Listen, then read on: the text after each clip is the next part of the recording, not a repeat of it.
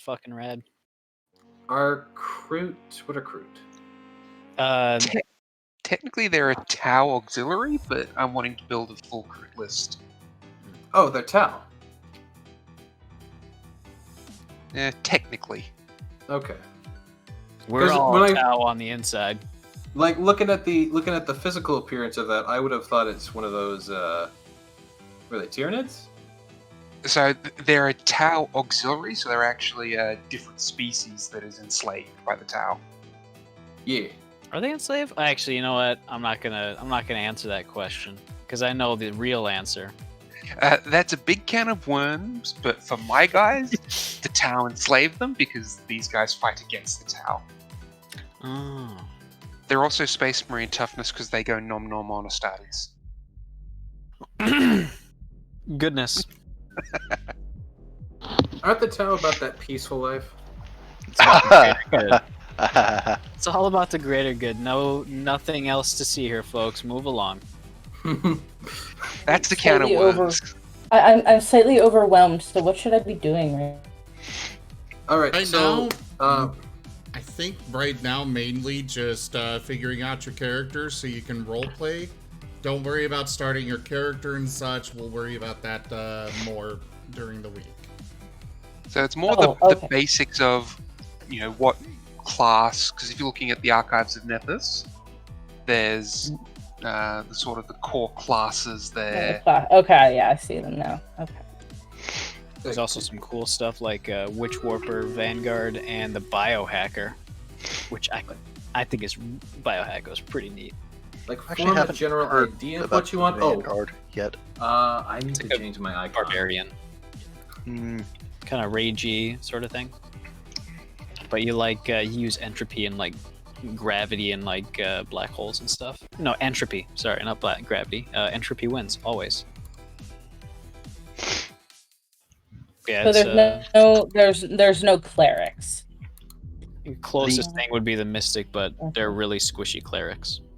Okay. Not really. Sort of. So. Solarian. Oh. Solarian seems. So when the game says Solarian, you should recognize that is a legally distinct term from Jedi. They are completely not Jedi. They are absolutely do not belong to LucasArts in any way, shape, or form. Just because they have swords that are glowy and look like lightsabers, they're not lightsabers. They're not. And on critical hits can sever limbs. Energy scimitars, okay? Just because you can walk up to some guy at a bar, chop his arm off because he walked up to this farmer kid you've been trying to mentor, that doesn't mean you're a Jedi. So Milo, the character that I'd be playing as, really likes space. So Solarian seems like a good... Yeah. Solarian, maybe Desna, maybe do that. Don't worry, I'm pretty sure everyone in this game likes space. They live there. The party does have their own spaceship. That's like... That Desna? So the various gods. If you want. I mean, sure. We could have the Desna. We could have the Desna priest and the Desna paladin. Exactly. We'll have a full set. Desna buddies. Unbeknownst to you, Ricky fucking hates space. That's why he died. Yeah, that's exactly why I died. I'm looking at his backstory. I know his backstory. Is it okay if I be right back real fast to take some medicine? Yeah. Sure. Go for it. Thank you.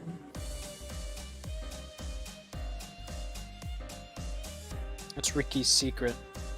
That's why he never went outside, because he fucking hates space. Technically not untrue. Shago soldier. I just realized something. Yeah, what's up? I don't think I ever really determined Benny's height. He's in vertical superposition. Yeah. What are you gonna do about that? Am I gonna add 5 feet or subtract 5 feet? Well, here, let's do a 1d4 plus 2. 1d4 plus 2? Benny is 7 feet tall. Sorry, 6 feet tall. Okay. Yeah, I mean, yeah. Like, I guess because fucking rabbits aren't like a defined race. I guess it could be like anywhere. Hold on a moment. There's a little outline on the outside of the D4 when I roll it in the chat. Wait, what? Let me see. Roll a D4 in the chat, and there's like a little outline drawn around it. Let me. Where's Fantasy Grounds? I know I opened it.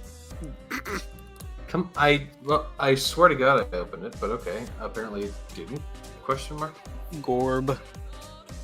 Oh, I got time. I can get in. Someone else roll the D4 for Ricky. I already did. I rolled a 4.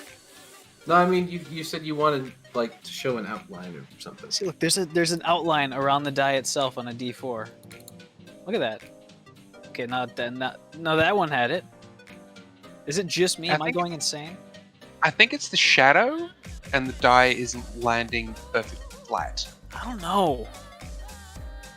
Because the D20 doesn't have it. Here, we'll just go one by one. Who has an outline and who doesn't?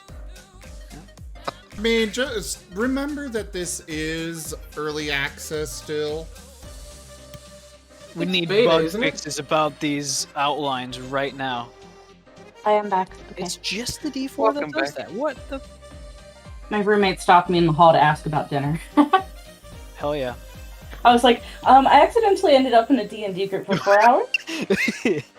He goes, how did that happen? I went, you know this is just my life, right? And he's like, yeah, good point. These kind of things just happen to me.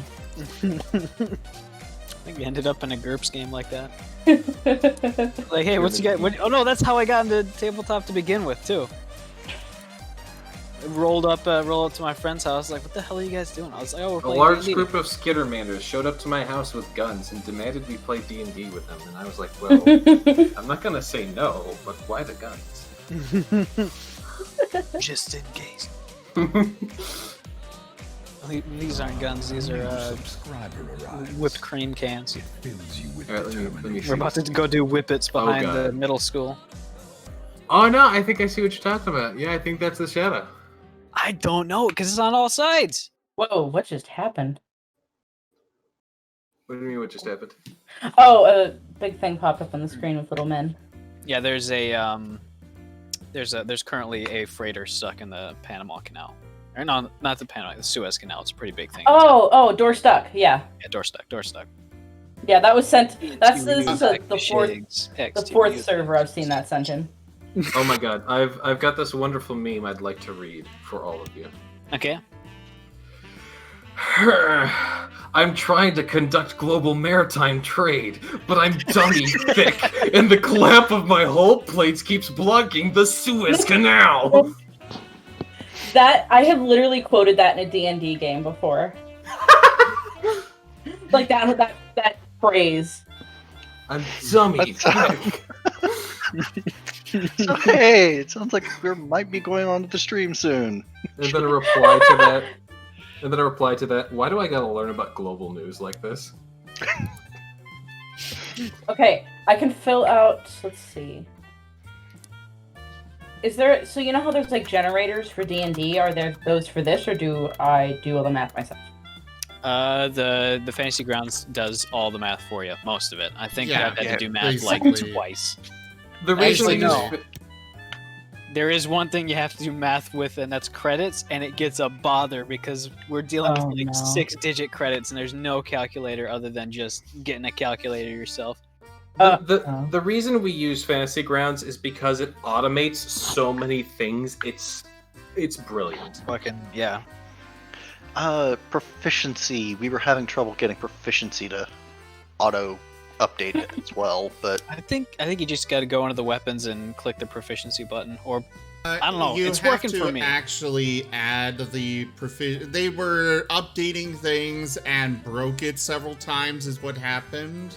Hell yeah. But basically, as long as you have the proficiency, it should be working. But even if it's not, all you have to do is go in and add a miscellaneous modifier of +4, so that counteracts the non-proficiency penalty. So to save us time, do you want to tell me what to do, or do you want me to watch the 17-minute video tutorial on how to use Fantasy Grounds? a big Watch video. the video. the one that I posted in Fantasy Grounds Explanation. But right now, just focus on role-playing. We'll handle making your character during the week. Okay. For now, just, I guess, have a general idea of what class your character more or less would be, so that way you can role-play them better. Yeah. Okay, so I'll do the... All right. Hello, everybody, and welcome to the stream. By the way, Maxie, thank you for that sub. We have a new player that literally just joined to fill up the slot that we were missing, so we were trying to figure things out a bit there. But hello, welcome, I am Razim. This is Retrograde Renegades Starfinder. I will turn it over now. I don't know if I want to put Molly on the spot, but... Molly's not very smart right now. Yeah. Was Molly very smart to begin with? Oh, no. That's kind of my concern, but Molly would make the most sense for doing the recap because it's Marra is most directly connected to her, but then again, I think you did it last week, so I mean, Benny, go for it. Me? Yes. Okay. Sounds good. So, last week, well, I'll start with 2 weeks ago. 2 weeks ago, we had our player character, Ricky, die. The robot companion of the party. After his death, we had some proper funeral. Well, we didn't actually get to the funeral proper, but we did have the reading and opening of a will, as well as several other documents. These documents gave us a few ideas of some of the things Ricky cherished and valued, and also ominously had mention of a code that we would need to enter somewhere to stop his plans, whatever they were. It was very vague, and none of us, some of us might know, some of us might not. Appreciated. But on top of that, we soon then received a message from Marra, the individual who Ricky seemed to despise and hate with all of his being, and an enemy who we know has been working with the City Mind, a sort of necrotic god. So, we went to see Marra, who had commissioned a small grave for Ricky. Not what I commissioned. I commissioned a statue, but whatever. Well, they didn't actually commission a grave for Ricky. They commissioned a grave for Marra Yes. as Prototype 1. That is correct. Which is technically Ricky. It didn't recognize Ricky as Ricky, but that was technically Ricky, according to Marra. There was a bit of back and forth between both the parties, but of course, with their history, the party was not about to let Marra leave alive, or at least outside of their captivity. So, battle immersed, and Marra's invisible assassin robots came to attack us, as well as a surprise of necrofied zomboids from the ground. The party, of course, being familiar with these, dispatched them quickly, and seems to currently have Marra in their custody. They did find that Marra has a bit of a regenerative ability, so it's going to seem to potentially be a challenge keeping him under lock and key, but that is yet to be seen. Pellet, who was with the party, has decided now that Marra has been captured, has gone into a bit of retirement himself, so he is no longer with us in lieu of this new individual joining us. And I think that wraps up everything fairly nicely.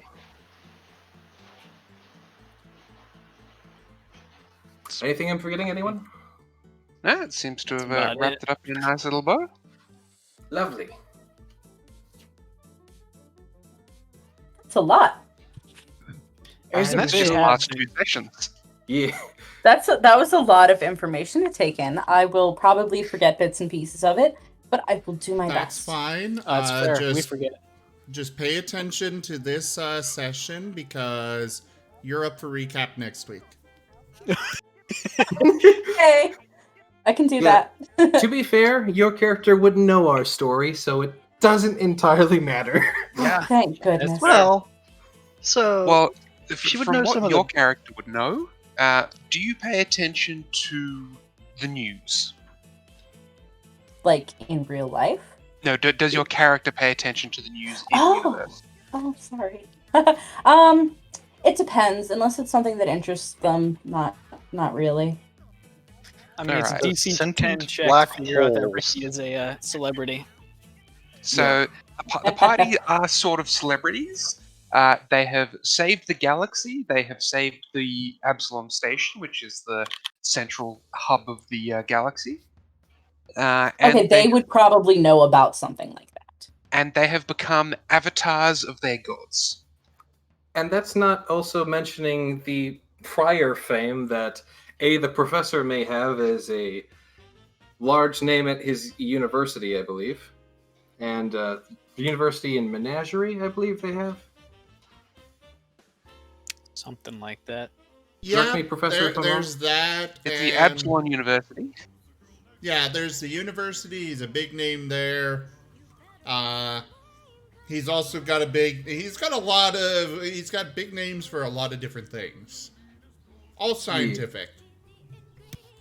So Get the there's feeling that previously existing. Probably treated a bit like Milo in the museum as part of Atlantis, where he's a big name, everyone knows him, so that they know where not to be. So there's him. Yes. There's Benny, my character, who before was a sort of millionaire, potentially billionaire playboy type who was bored out of his mind and often did Formula Zero racing as a fucking hobby. I don't want to talk about that. Oh, hey, Ricky no longer needs to hold on to that grudge. Well, the donation goal has been completed. Thank you so much, Toshime Jaffer. I don't know if you've sent a message in the stream chat, but please do so. Uh-oh. But yeah, Benny was millionaire playboy whose father then died, who is the owner of a big megalo corporation, who turned out to be part of the Big Bad's evil plan. So Benny went off and made his own corporation, and then got crowned an avatar. And then there's Ricky, Wow. who, like he said, you need a DC 10 to just know who he is. Mm-hmm. Or was. Was. Yes. Still is. His legacy lives on, wow. okay? The only people who I can't properly say I would know if they would have anything standing for them for, lights and camera and news would be Samimi and Pellet. And Pellet Pellet's no cut some longer guy's here. head off in a nightclub. That video Oh, went yeah, viral, that's okay? right. Pellet probably, trended for a little bit because of that one. He's still on he's still pinned on my Skritter account. And if you follow any of the major religions or gods in the universe, you'd know Samimi because Samimi is, unofficially the top dog for Desna. Officially, Samimi's just a follower. But unofficially, Samimi's sort of wields the same power as the Pope of Desna. We're all avatars of the gods now, too. Right. That's why I'm saying, before, factoring in being avatars, which got us all a little famous, we had all that going for us. Well, we're pretty deep into the story, I see. Yes. Yeah. Oh boy. Milo's got a lot of catching up to do. Yeah, we Figure are it out at as you go level along. 11, if that helps. Okay, here's the cliff notes. There was a giant god killer flying around and a black hole.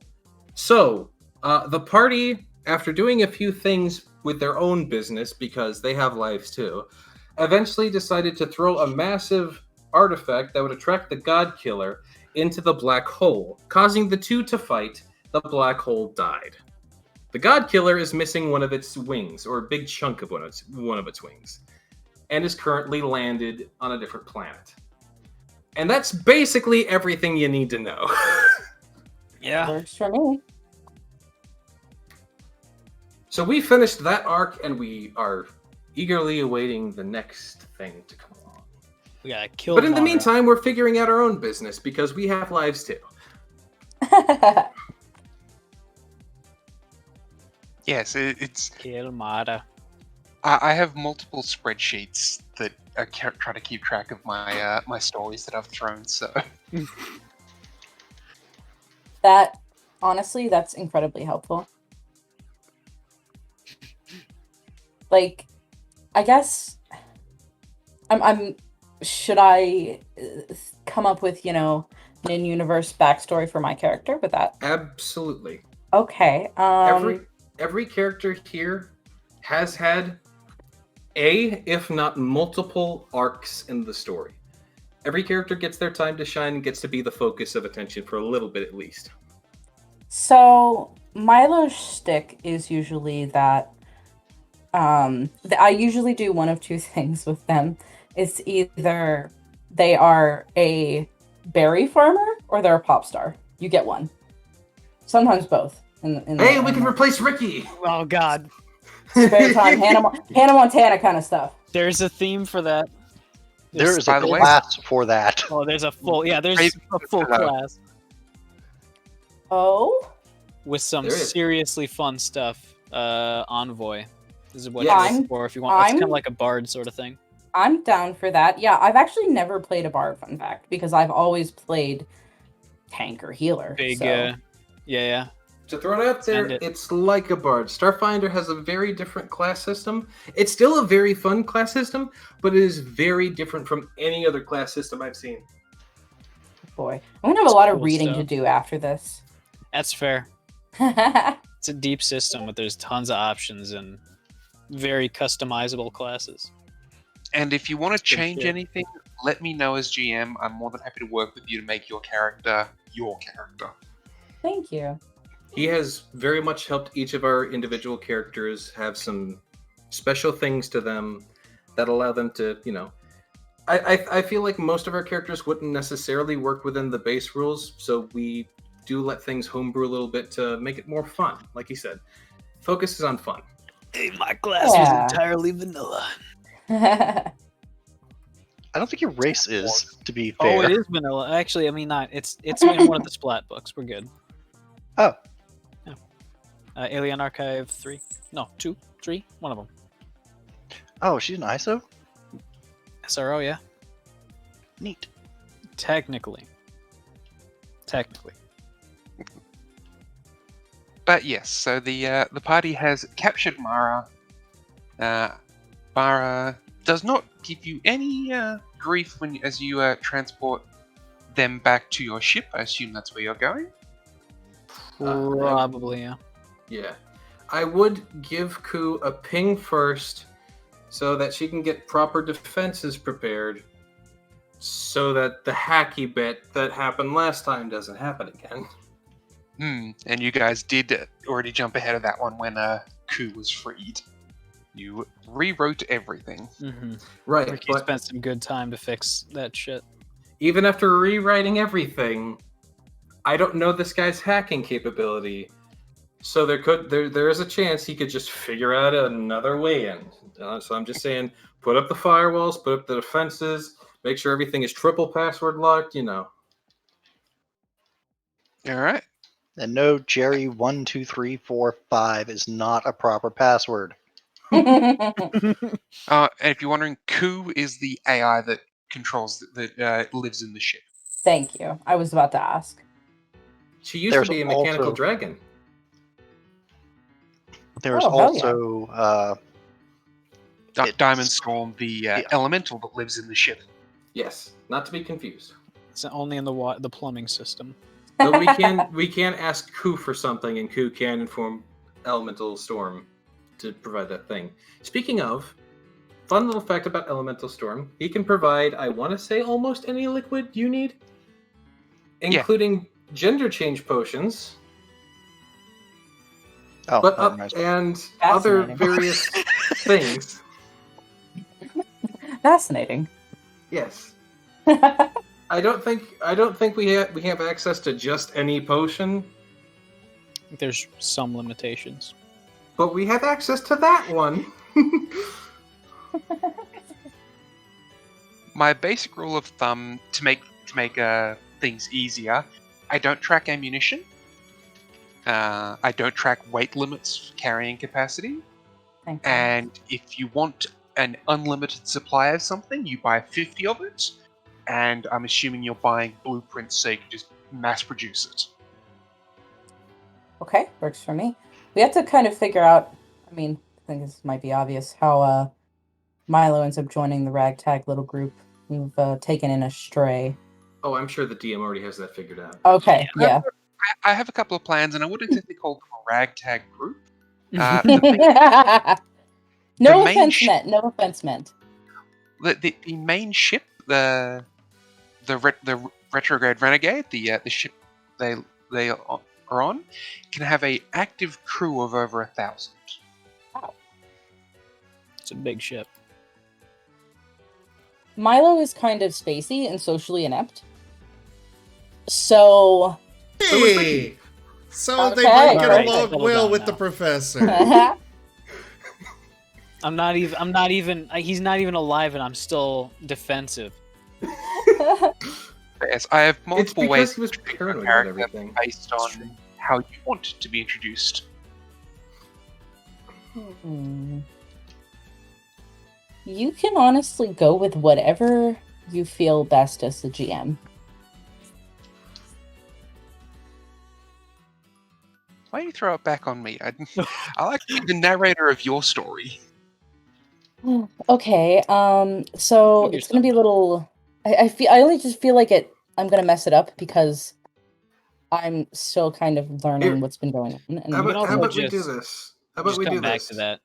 Yeah, Yeah. You guys send some DMs back and forth to try and figure things out, maybe. So we're not Alright. just sitting here Talking. bumbly fucking around. Okay, that works for me.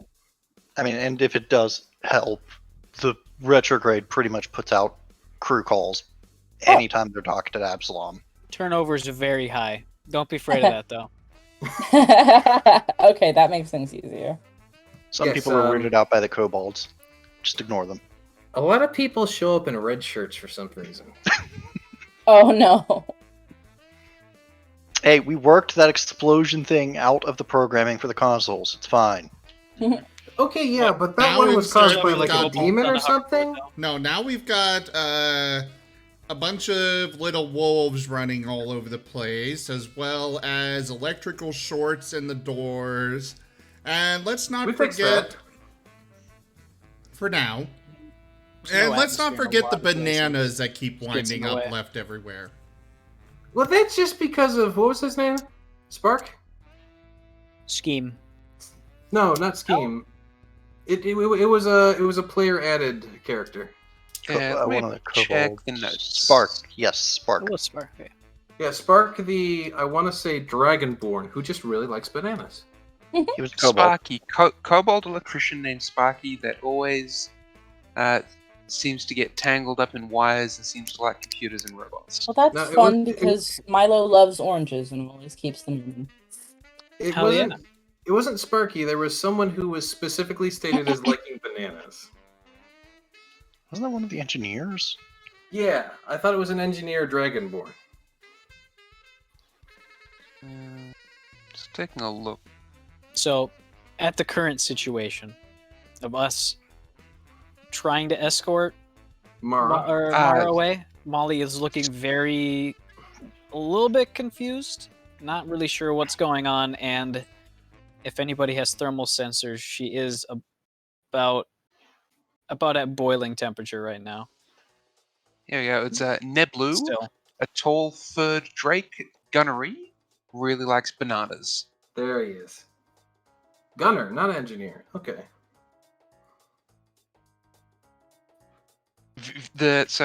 As part of this game, the viewers can interact and interfere with the game and influence it.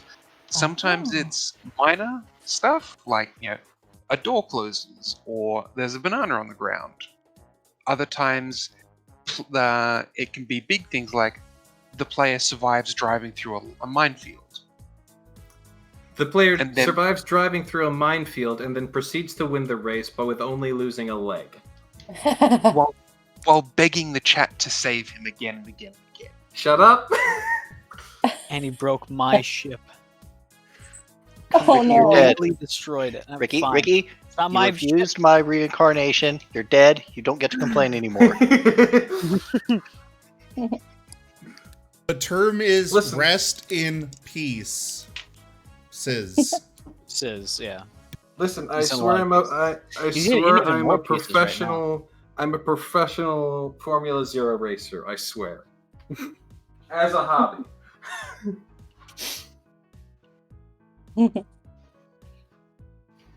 As you guys are dragging Marra away, Molly's just gonna look. Just gonna reload the heavily like Tesla cannon and just point it at Marra and say, "Kill." No, prisoner. Kill. He's a prisoner. Nope, it's prisoner. Don't kill prisoners. Are you? Don't hurt prisoners. You're right. Don't You're right. attack You're right. prisoners. Don't torture prisoners. What about the two guys on rooftop? Can I kill? Should I kill?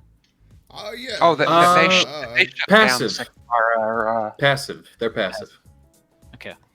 They're effectively already dead. Marra shut them down when they surrendered.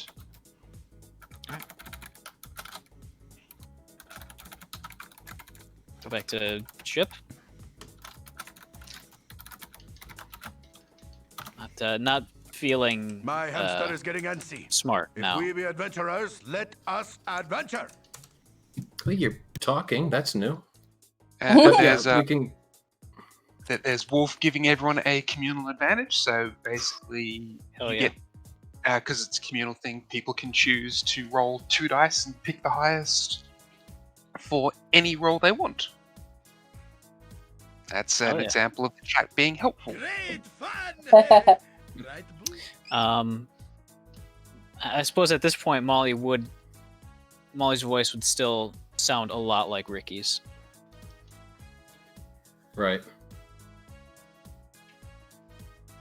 Well, why don't you get some coolant? We're gonna move Marra, of course, to the ship. Yeah, that sounds good. Yeah, I assume Molly is just like to the point where like you can see like the air doing that sort of wobbly thing around them because they're so hot. Yeah, that would be correct, especially with the helmet off now. It's just like streaming out of the open collar. You lose a lot of heat in the neck. Yeah, neck and the head. Why do I know that? Letterkenny. No, that was Molly saying that. Oh. Just scratches her head. Let's go back to ship. Yeah. Yeah. Professor, you good to go?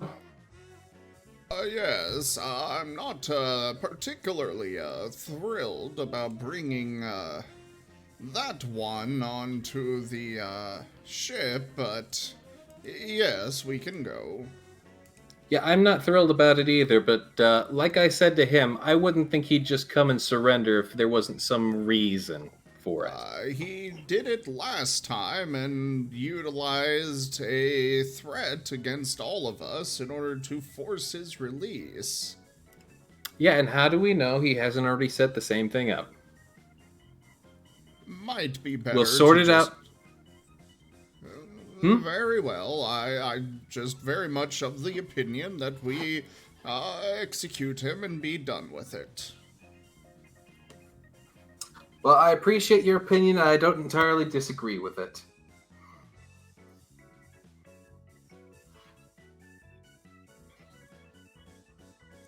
Just continue to push Marra along. Yeah, Mara's just gonna keep walking. Alright, At any then. point during the walk over, would I feel Marra trying to hack into my systems? Because I feel Nope. like you might want to do that. No? All right. If you want to make a computers check, though, you can. Anyone who wants to can make a computers check to basically try and see what's going on with Marra. Yeah, that actually is a good idea. He's a machine. I should probably I am highly suspicious of him. Can we put Marra into airplane mode? Is that a thing we can do? There's just a button on the back of Marra's neck. You push it and it goes dun dun dun dun. Molly would not have the initiative to do that. May I cut in? Yeah. Say that Milo's just kind of loitering in the background, like watching what's going on, and decides to, without permission, if it's all right, sneak onto the ship aboard a storage crate or some such object. Oh boy. Hell yeah. Oh no. I just told them to vamp up security measures. So you said Security measures, mind you. Jeffrey, you said roll computers? Yep. I already rolled computers for the professor earlier for Probably not enough. making the ship's computers more secure. Yeah, I got confused. You're gonna have to roll separate for that. This is something different. Something different? Alright. I'm just making sure you saw that roll. Oh, God. Yep. A lot of By Ricky the code way, in there. Maxie, you can go to the Fantasy Grounds explanation channel for instructions on how to get onto the server. Oh, okay. Zim, Yes. we got the influence. Oh, yes, we do! Can I use it? You gonna use it on this? I don't know what this is for, so... You got a better mod than me, and this session has been stated to probably be a mainly. Yeah, I have no plans for combat. Yeah, There! that looks good. All right, They so ain't got plans, but I do. looking at Marra and using computers to sort of run some scans, Marra seems to be far less active. Uh-oh. Uh-oh. Like instead of his CPU being at like 69%, it's now at like 10%. More like you'd expect there to be a lot of network traffic in and out of Marra. There's very little network traffic going in and almost zero network traffic going out. We haven't seen Marra since the fucking bird crash, did we? Nope. Huh. I bet you this isn't the real Marra. Share the image of Personally. Marra. That is a secondary possibility. An imposter. There's an imposter among us, you say? Taking my entire willpower to not say sus. Imposter. Welcome to the D&D session that is just among us. Oh no. I once tried to, like as a little side story, I once tried to make an entire D&D session, just a one-off. Well, like, it was part of a campaign, but like as a one-off little adventure for people. I once made an entire D&D session, game of Dead by Daylight.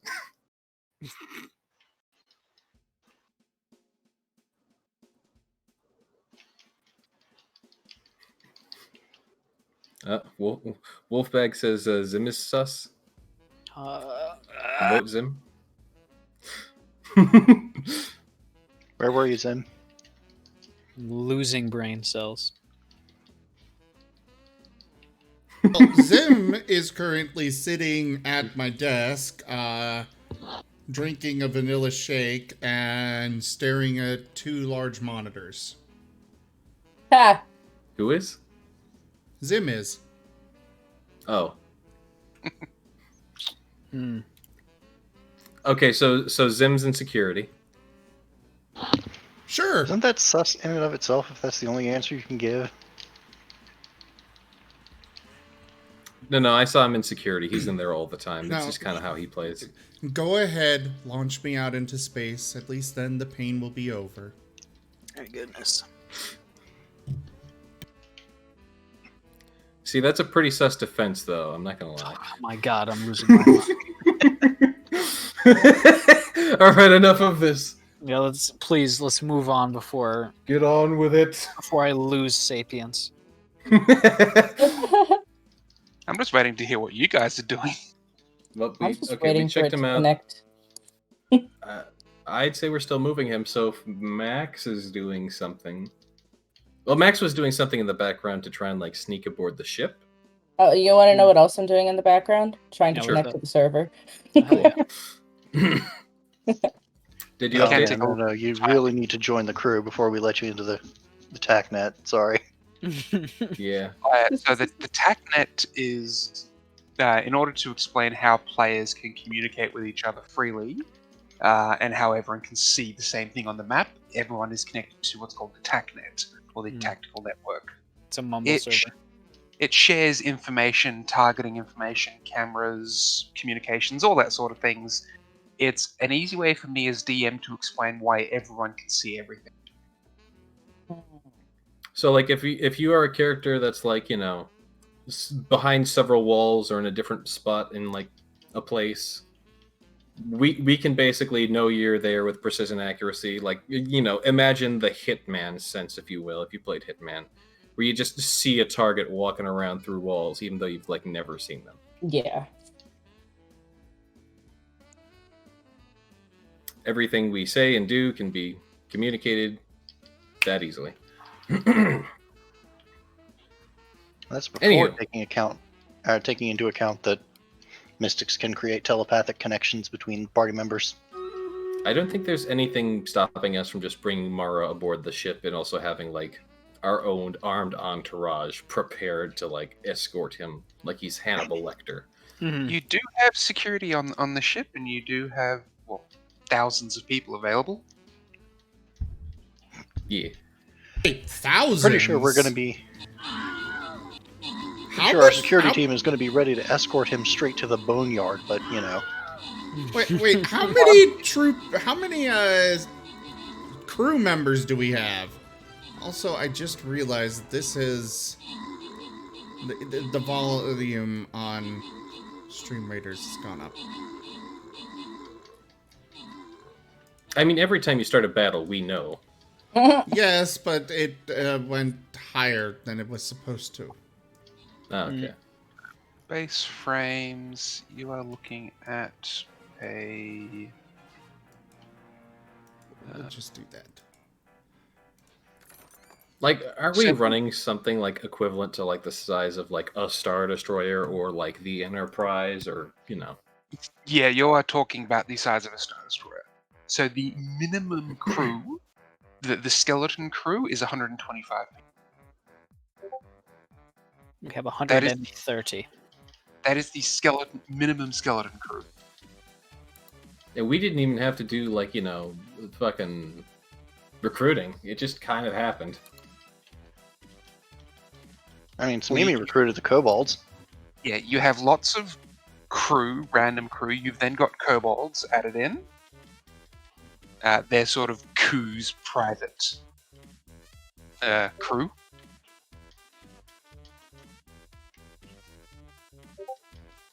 They're the crew.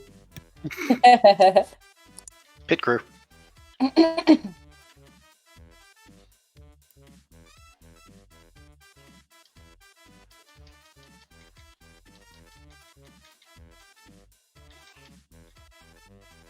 All right, so I don't think, yeah, we're putting him in a cell, I guess. Going in. Like, unless something's stopping us or anything like that, we're moving him in. We're gonna Send him in. All right, you stick him in a cell. All right. Does he look very happy to be there? Well, you try reading that face. That's fair enough. I guess he's smiling. I can tell because of the mustache-like curls on his face. Yeah, I do take a moment to think about that before realizing I really don't care. I'm gonna try and hack him. Oh, God. goodness gracious. I'm stepping away and I'm going into my hangar. Goodbye. Wasn't that like Goodbye. a DC? Your hangar. Mm-hmm. I mean, it's fair is fair. Listen, it said all earthly possessions of Ricky. I mean, to be fair, I don't think he possessed the hangar, but at the same time, I'm not going to argue that. You gonna go in there while the music is going?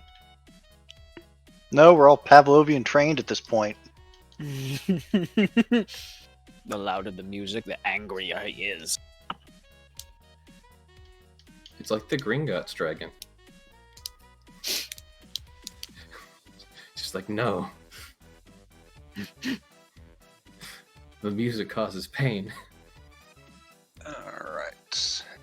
All You're right. attempting to hack Marra. You do actually manage to hack in. Holy shit, did Just. you roll a natural 1? Marra's return was 42. Ooh. Darn. So I seem to have obtained access to the innards of Marra. What shall I do now? Start analyzing him, make sure he can't go hostile. In the meantime, how about I talk to him? Take off mode. Take off mode. Take Take off off mode? Oh, airplane. Yeah. Yeah. When you're. Oh yeah. Well, yeah, we'll turn on airplane mode, and we will. I'll lock it on, and probably start downloading everything to a data pad that I have disabled, network access on. How are you going to Alright. download it then? The second you terminate all the network Wires. connections, Marra collapses like a puppet with its strings cut.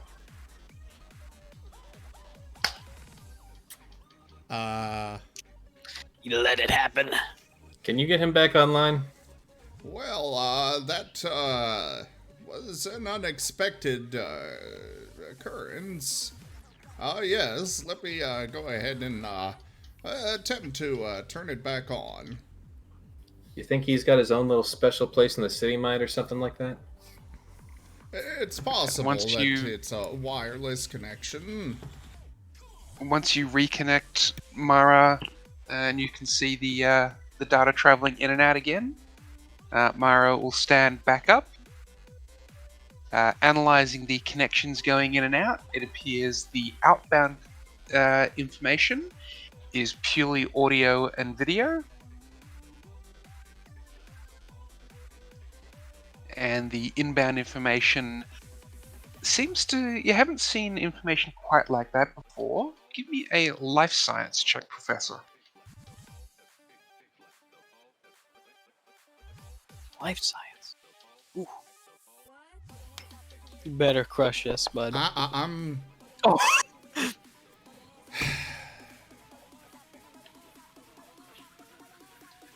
Really, dice? Really? It is either really high or insanely low. Can I please get some good rolls?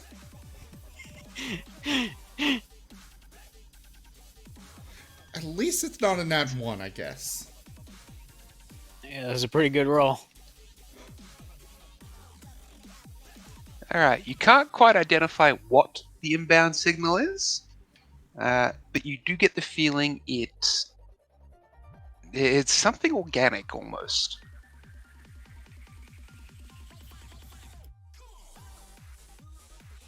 Well, the professor's going to be very intrigued by that and try to dig deeper.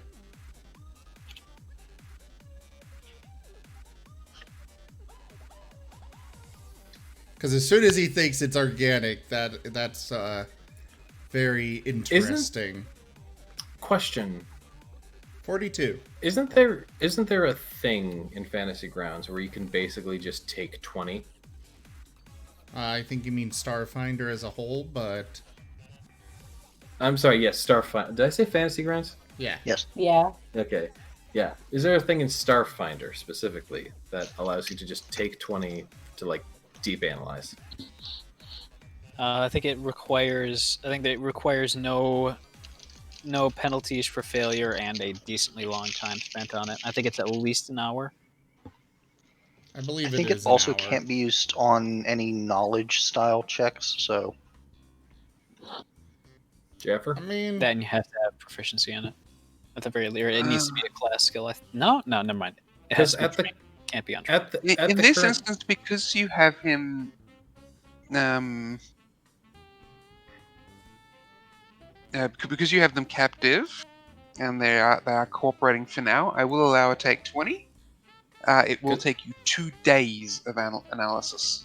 Because we don't have a current side quest to like pick up on. We have nothing that's time sensitive. There's nothing that says we can't just analyze our enemy right now and figure out what the hell's going on. Not to mention the professor. Not to mention the professor is more than happy to spend a lot of time analyzing stuff. Well, while the professor is running analytics, did you say that Marra like got back up, or is he still like flop? No, Marra got back up once the connection was reestablished. All right, Benny's gonna move in. He's just gonna, sit Is Benny gonna across from start him. playing with the button?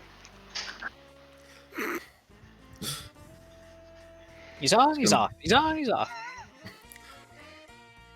You just get Skyrim ragdoll mechanics at the press of a button.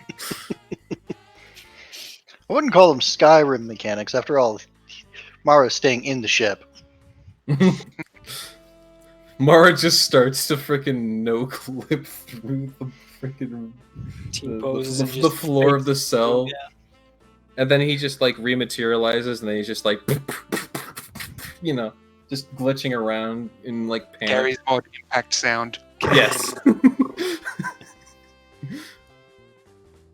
Okay, but move to sit across from him, and just be like, "Hello, are you awake?" Yes. So, what are you doing? Just what the hell are you doing right now? Being a prisoner. Okay, cool. Look, when I've dealt with you before, you've had a plan, you've had bargaining chips, you've had so much more stuff. What are you doing right now? What is this? What's your plan? What's your game here?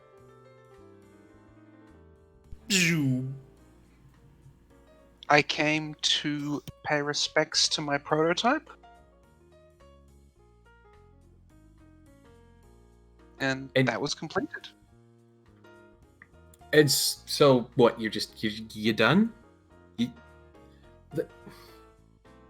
You didn't come here thinking we wouldn't forget it, like we wouldn't remember the shit we've been through with you? You are organics, so there was the possibility that you would, your memories would fail.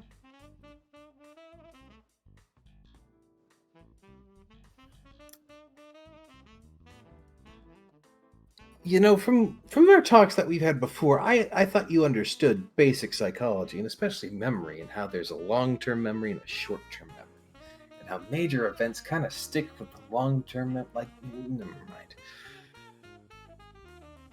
What have you got for me?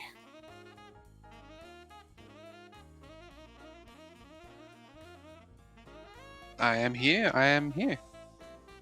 Okay, cool. Why am I not killing you right now? Why are you not dead right now? What in my tiny little piece of passion of a soul for you is stopping me from just ending your existence? Please, I'd like to know that right now, because you just like, this ain't it, Chief.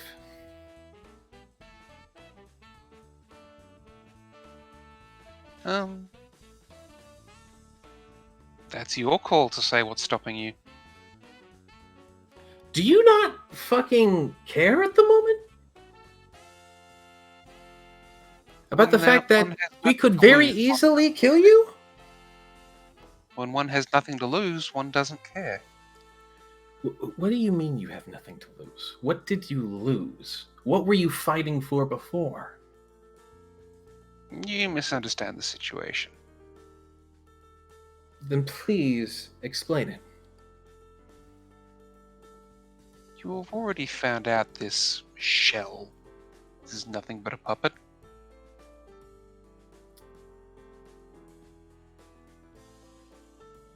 You're threatening to destroy a puppet. The puppet master can build more.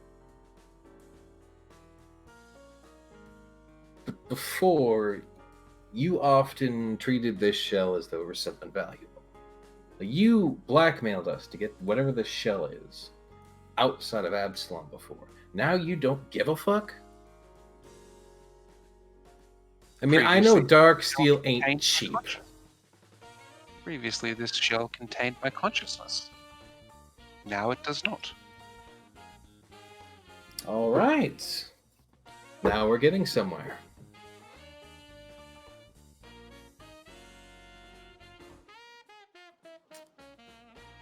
So, that means we have unfinished business. But this is a nice way to talk.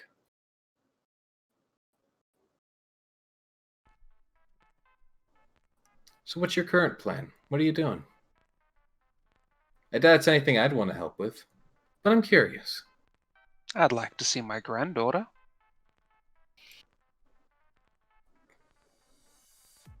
You know, that honestly sounds pretty cute. Who's your granddaughter? I'm not asking to go out of my way to spite you, for the record. I'm just curious. I didn't know you had a granddaughter. I thought you were... He just gestures to Marra. This. If Prototype was my son, per se, then their offspring would be my granddaughter. Whoa. Okay. Let's take it a few steps back. If Ricky was your prototype, then that would mean that he came before you and would most likely be your father, or possibly even further back. Well, to sort of hopefully correct that line of thinking, Professor, we're speaking to a consciousness that was, I believe, organic at one point. Feel free to correct me on that. That That is correct. That created Ricky as a way to try and go past mortality. But Ricky came out to be a bit of a failure, though gained his own sentience, or maybe a piece of his soul via some means. And this dark steel thing that we see before us is actually the finished copy of whatever Ricky was supposed to be. That is close enough.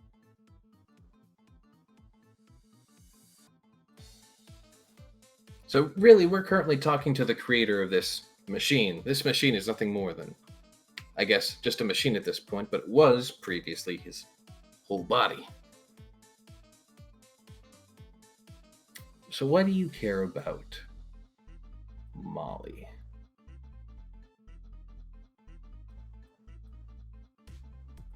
What father doesn't care about their offspring's children? Okay, there you go.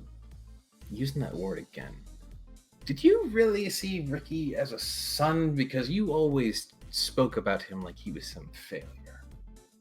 He was a failure. But even failures have uses. Do you just like have some sort of weird socially distanced thing where you don't realize that sounds like such an asshole thing to say?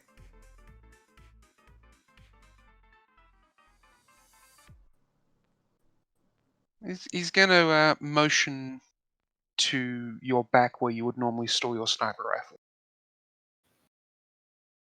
Your weapon is normally a piece of equipment for you. Right. If it became sentient, would it be less of a piece of equipment for you? Depends on what the sentience would entail. If the weapon itself maybe had its own opinions and maybe even didn't want to be my weapon anymore, maybe. I would get a new piece of equipment to replace it. But would you discard the old one? Probably if it not. no longer served its purpose? No. It would help it figure itself out. It's sentient now. Simply discarding a sentient being with newfound sentience seems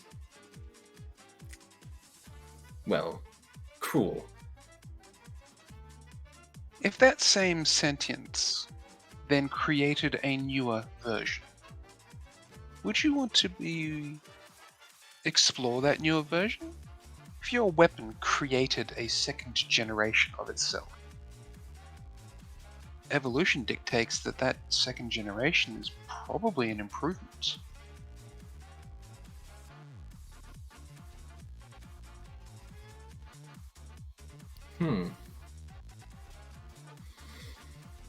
I mean, true, but evolution also kind of works over what? Longer than we'll ever see? You, maybe. I mean, maybe. You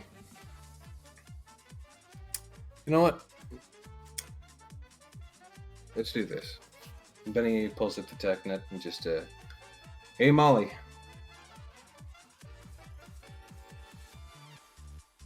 You there? No response. Anybody going close to the hangar would probably hear the very loud, extremely fast punk music being blasted out of all the speakers inside there. You're saying, Max? Yeah. I'm just kind of tucked into a storage container. Inside the hangar? Yes. All right. Hope you like this probably Lashunta punk. Roll of fortitude. Fantastic, because they all have 4 arms, so they could play 2 guitars really badly at the same time. Oh my god, it's loading the game. Sorry. I was following the old instructions. That was a bit of a hot mess. I thought I removed those, but apparently I didn't, and forgot to remove the old directions. But yeah, those are for Fantasy Grounds Classic. We're now on Unity, so they're different. I thought I was stupid. I am. No, that was my bad. Wow, okay. I will say, thank you for actually reading stuff.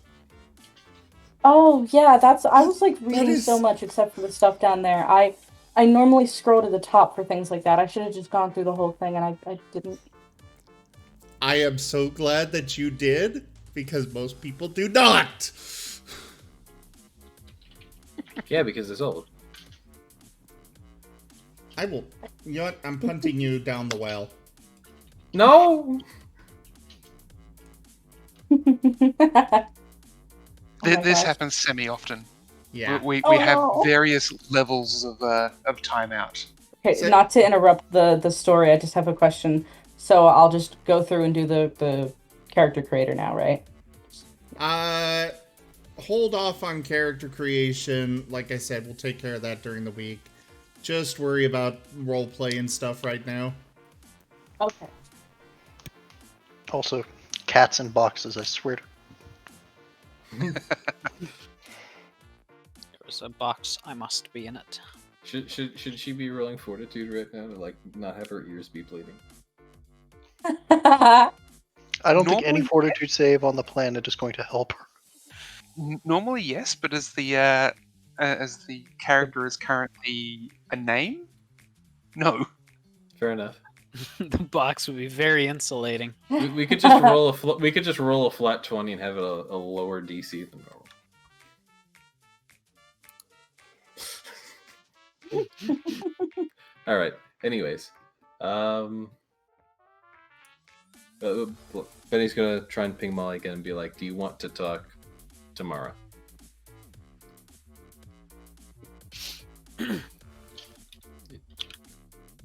I know you're a bit heated. Right.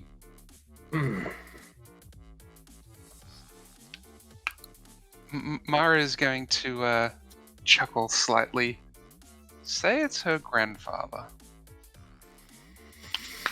I don't know if I want to use that word necessarily. I forgot he's in our tech nut. Oh yeah. I know. Worms his way in always. No, he's not attacking. You're just that's right. sitting across from him talking into it. Oh, We refreshed the TACnet, so he wasn't in it. nah.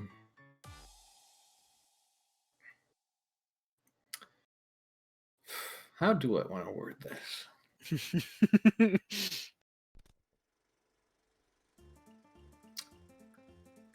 He's that guy we just pulled in. He knows a lot about Ricky, and might be a good place to talk about some things maybe you didn't get to talk about with him. It's probably the best we can do right now, I guess.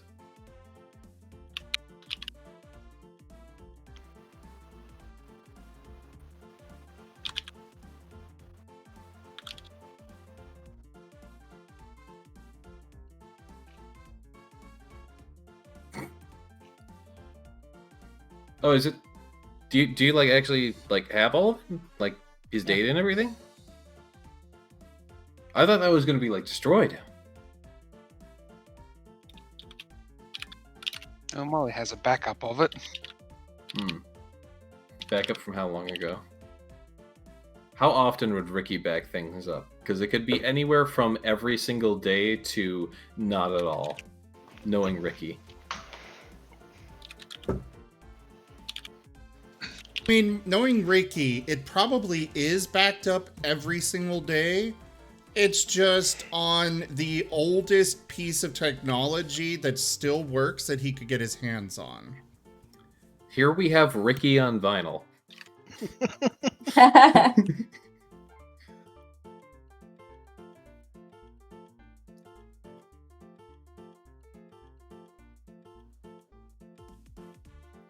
Marra is going to hold out one hand and ask for your data pad.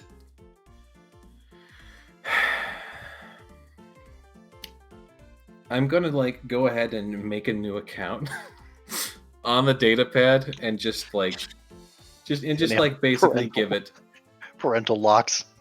so many parental locks. Like you can't even open the CMD file to like do your normal hacking.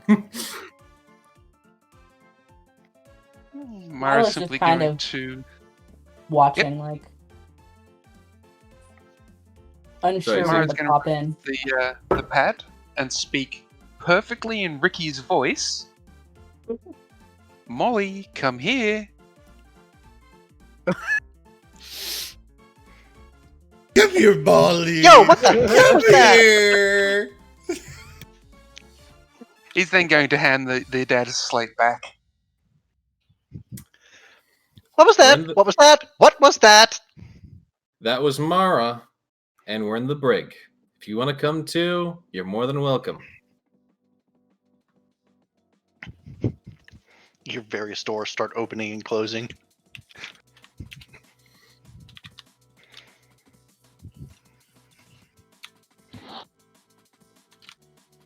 Can you physically not, or oh?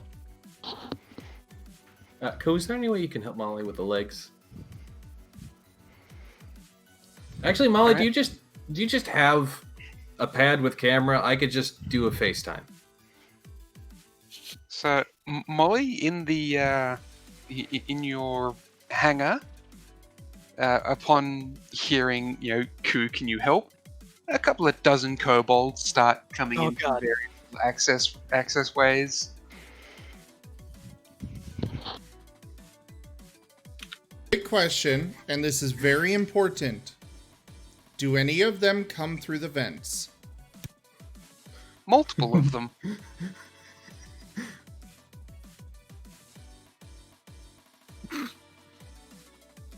The kobolds are Then sus. God, it's like that really, really racist human movie vid from years ago. What? Alien? Alien. It was a very xenophobic movie. By design. I mean, I guess Predator versus Alien really fleshed out the various Xenos, intentions, so I guess it made it a little bit better. But yes, so Molly will find the kobolds have very quickly sort of reassembled you. My legs. Molly says no touch and looks down, and there's legs. Oh god, they're touching my legs. No, they touched your like legs. You're already put back together. It took like it's 5 already seconds. They all used 8 other, and so it just took like 2 seconds. I'm like dragged through the halls. Which No, the no, door has been Dragged The through door the has halls, not you been- just like, reassembled. okay. Because I guess after my leg, I'll just kind of reluctantly get up and start heading there. Alright. I assume Samimi finds it first, since we already hear Samimi slapping through doors.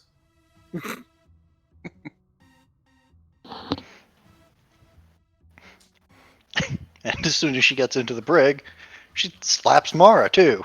Don't do that! That's rude! My hand!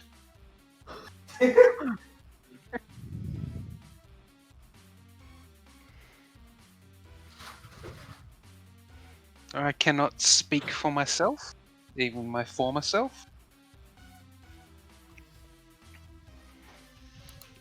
Oh, we are not getting started on that today.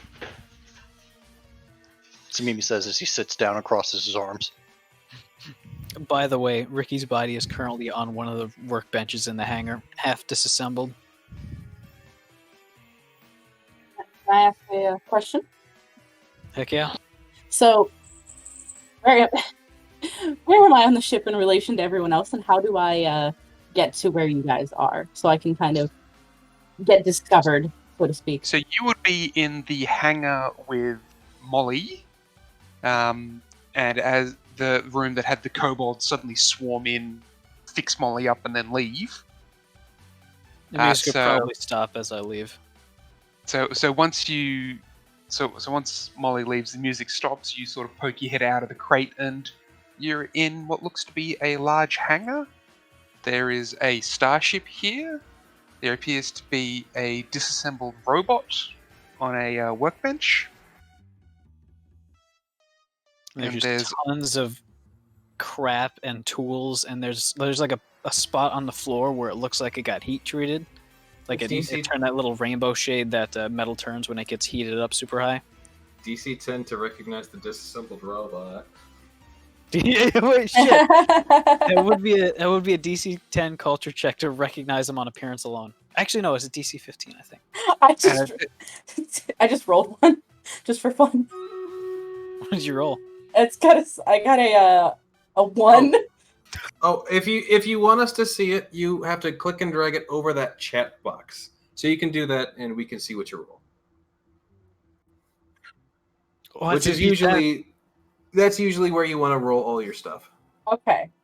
Okay. So I have got a That's a 1, so I D10. have no idea what it is. That's a D10. That's. I thought you said So- roll a D10, or do you want me to roll a No, 20? so No, it's a it- DC, which is difficulty class. check. Oh. Difficulty class? Okay. That's Yeah. that's the amount you need to make to see it. Okay. Also, it is being slightly modified with the fact that Ricky's head was squished like a soda can. Mm-hmm. Yeah. I mean, Okay. it's still kind of got the shape. It's just flattened. It's like a piece of art, like Picasso. All right. So which Drag I love one that of you're the about to- D20s onto which one am I the chat. rolling? Which one? The D20, the one on the D20, far okay. left. So each of those dice, as they rest on your little bar there, should have its highest number facing upward. Yeah. Okay. Yeah. All Except right. for the new So board, because that's hard to read. yeah. Now, I should probably also throw out there, you probably have some modifiers to this, so it's probably not a flat roll. Yeah. I don't That's have anything okay. in my character Flat yet. rolls probably high enough anyway. Yeah. Yeah, no, that would probably because the DC is 20 by appearance alone. And let's be So- honest, Ricky's face was the least memorable part of Ricky's appearance. Mm-hmm. Ricky was the He was robot. Yeah. The horrible, horrible, horrible Hawaiian shirt. Which is probably Oh the most- gosh. Okay, so with what I rolled, do I know what it is? You think that this is possibly the recently deceased hero, Ricky. Ricky kicks. Ricky kicks. Ricky has kicked the bucket. I'm I surprised like we you. didn't think of that earlier. Okay. Okay. There's a picture of him in the Discord chat, by the way. Maxie, congratulations. You're being thrown down the well for the first time. We might want to tell her she can come back. Okay, no. She knows, apparently. I've got the skin. Oh. Oh no. Puns hurt Zim, so feel free to make as many as you like. Okay, so I kind There's of fair go over. Am I warning. allowed to go over and start, poking and prodding at it to see what it is?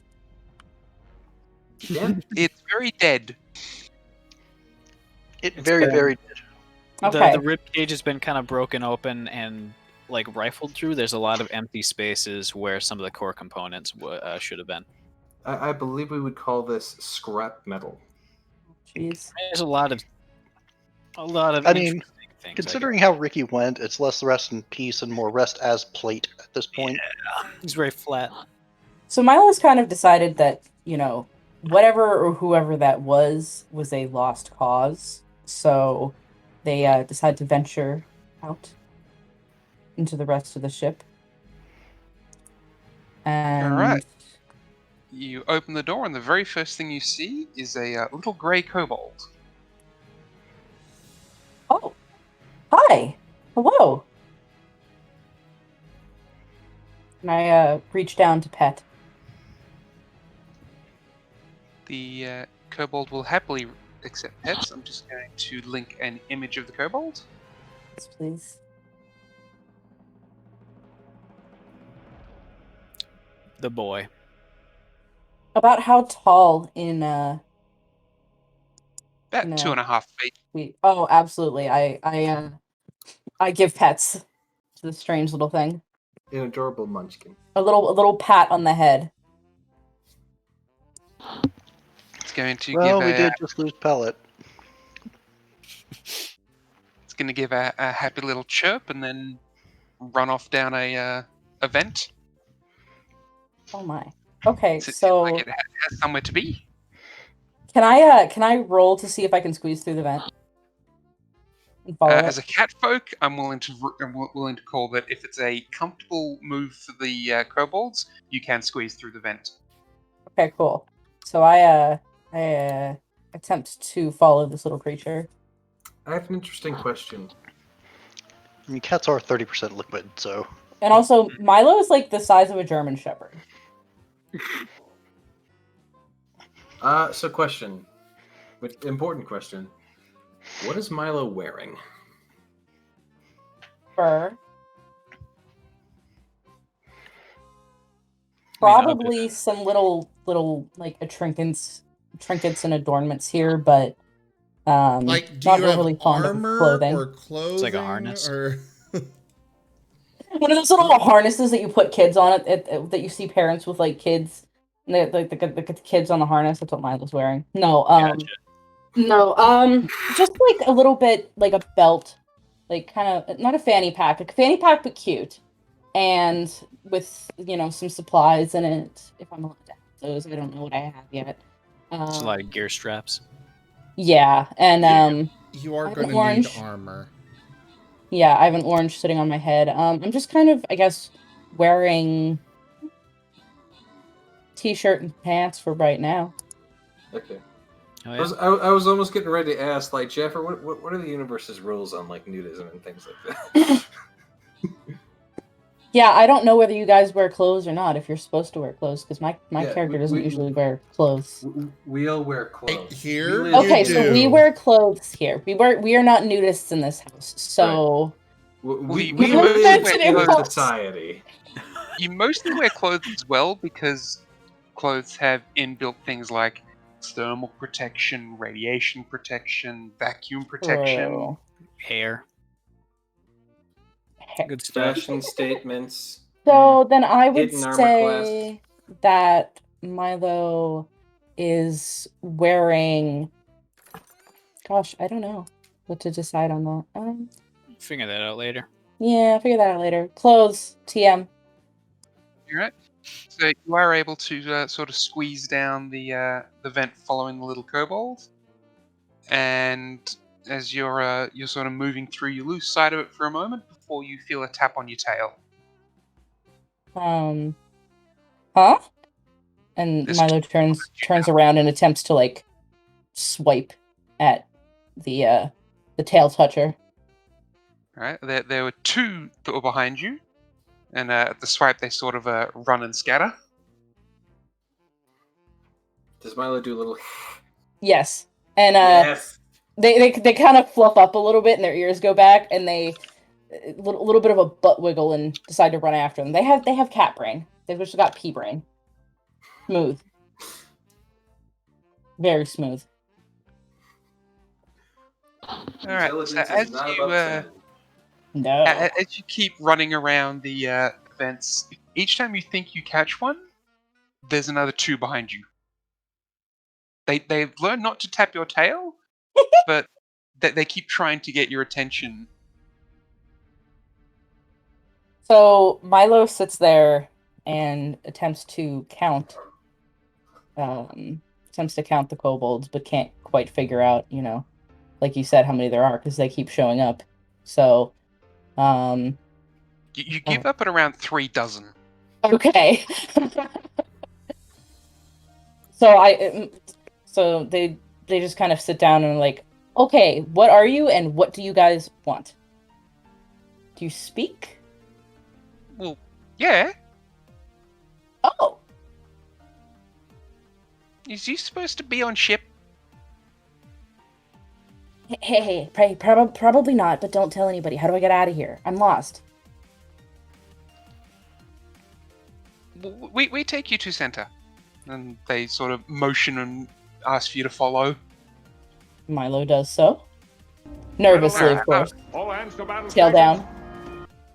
After more twists and turns than you know what to do, so you would be even more lost if you weren't following them. They pop out into what seems to be a large central, almost communal bunk area. You're probably counting at least 100 beds, or bunks, or hammocks, or slings, or sleeping bags hung up on walls. This is still like in the vents. Oh, wow. Okay, it's still in the vents. All right, that I wasn't expecting. So Milo's just kind of peering around, looking at the scenery, gives a little paw at one of the beds, and looks at one of the kobolds, and is like, "Okay, where are we?" This is where we live. Oh, well, I like it quite a bit. Now, how do I find a bathroom? They'll And direct food. Yeah, lots of food. They'll take you sort of down little side passages. They've set themselves up.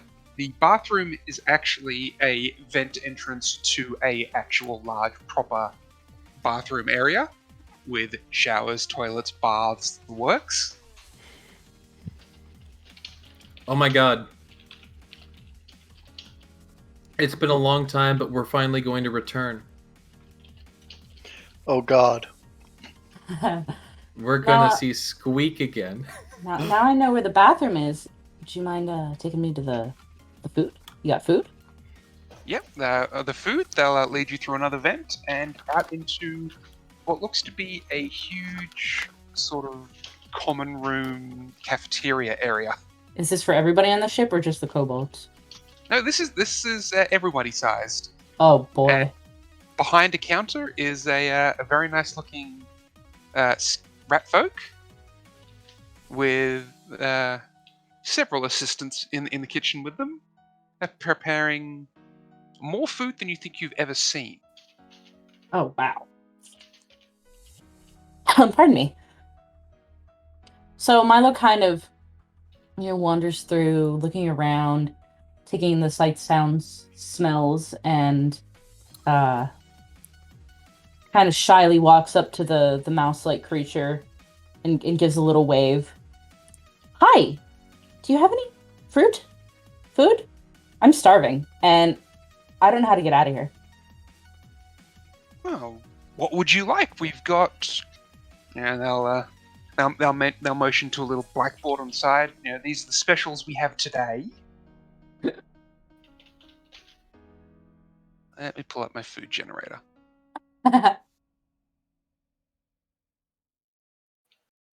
The party has done this to me where I need to have a food generator. So there's a potato starch and cornmeal salad, papaya and tangerine salad, a lamb pasta, mozzarella and halloumi skewers, pollock and duck salad, parsley bread, salmon and sesame seed oil. Milo points at the salmon and sesame seed oil and goes, "Ooh, forget the fruit. That looks good. I have one of those." All right. Well, Squeak will. That's the name of the rat folk. Will turn around and mention to a couple of his assistants, and within probably a minute or two, you've got a plate of a steaming salmon, sesame seed oil sprinkled over the top, with a small side of cabbage, tomato, and lettuce. Very nice, thank you. So Milo tucks into their food, just pretty much oblivious to everything else but the food.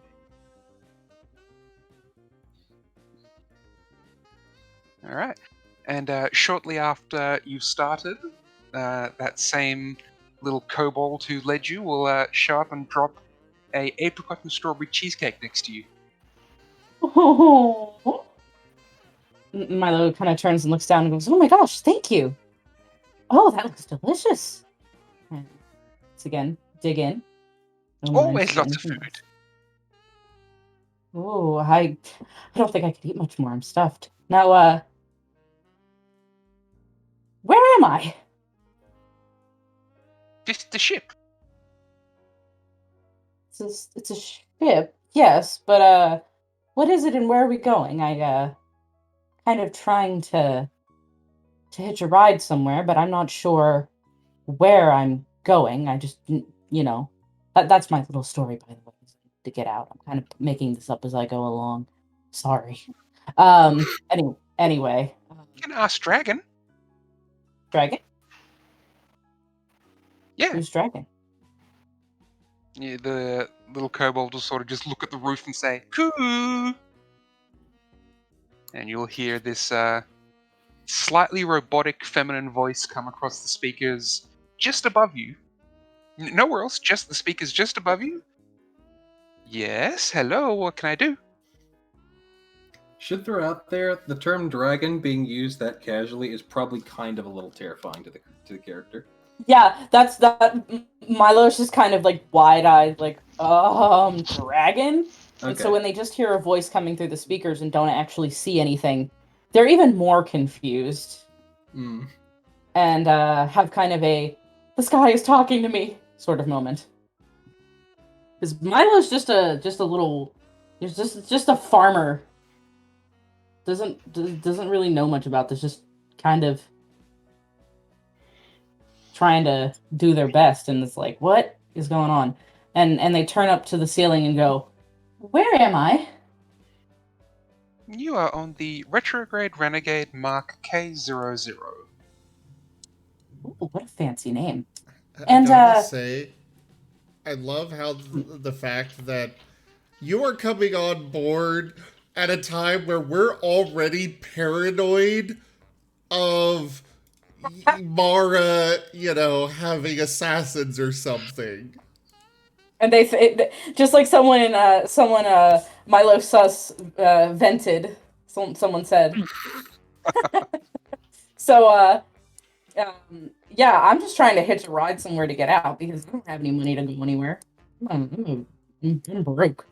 So I'm just kind of like, joyriding through the galaxy for somewhere to go. And anywho, so that's a fancy ship name you got. Now, where is it going? And yeah, where are we going?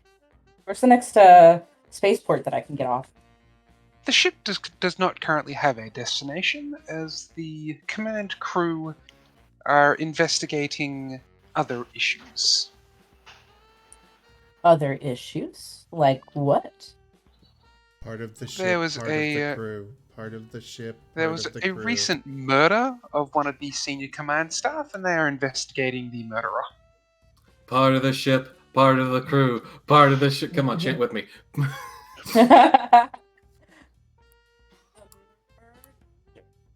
You need the kobolds to do that. Jeez. So Milo's kind of like, after hearing about murders and all this stuff, they kind of want to get out of here, but don't really have the option to do that anymore. So,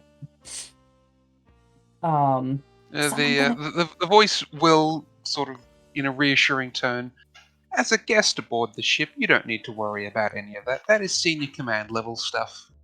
The ship is open to you, and I am sure my little assistants will gladly help you with anything you need. At which point the kobold will chirp and go, yep, yep. Who is senior command?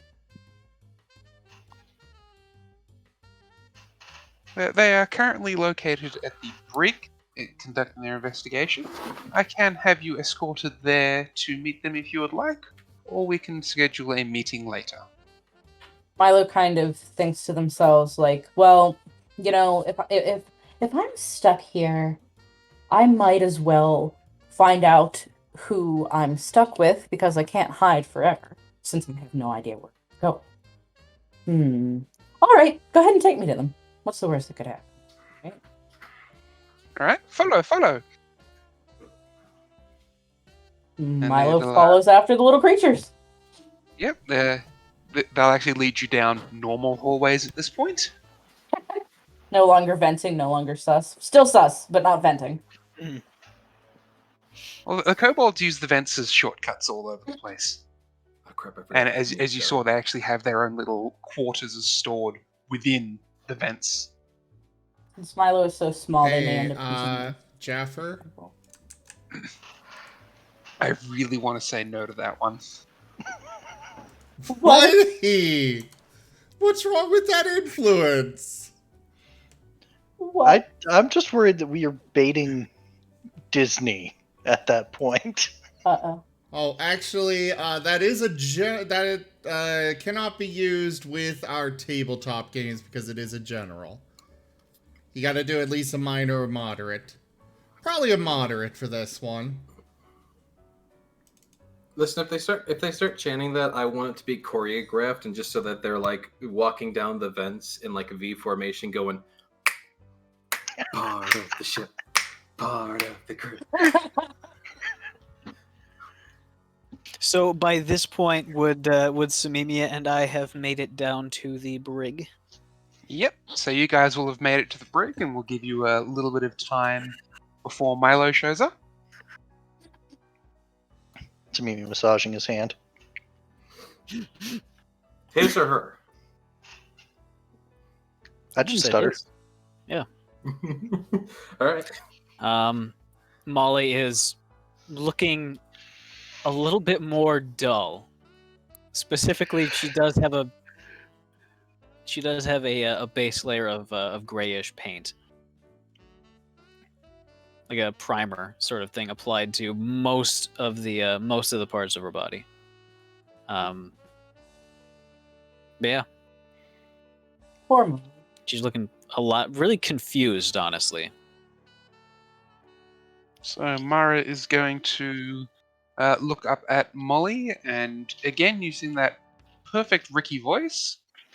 Ah, so this is my granddaughter. I said stop that.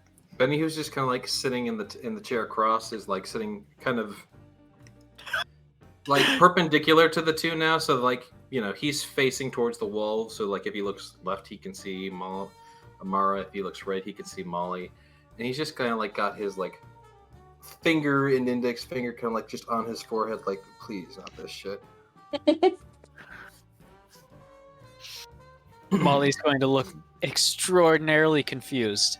And as she walks closer, she accidentally passes within like 6 feet, and you can feel heat still radiating off of her.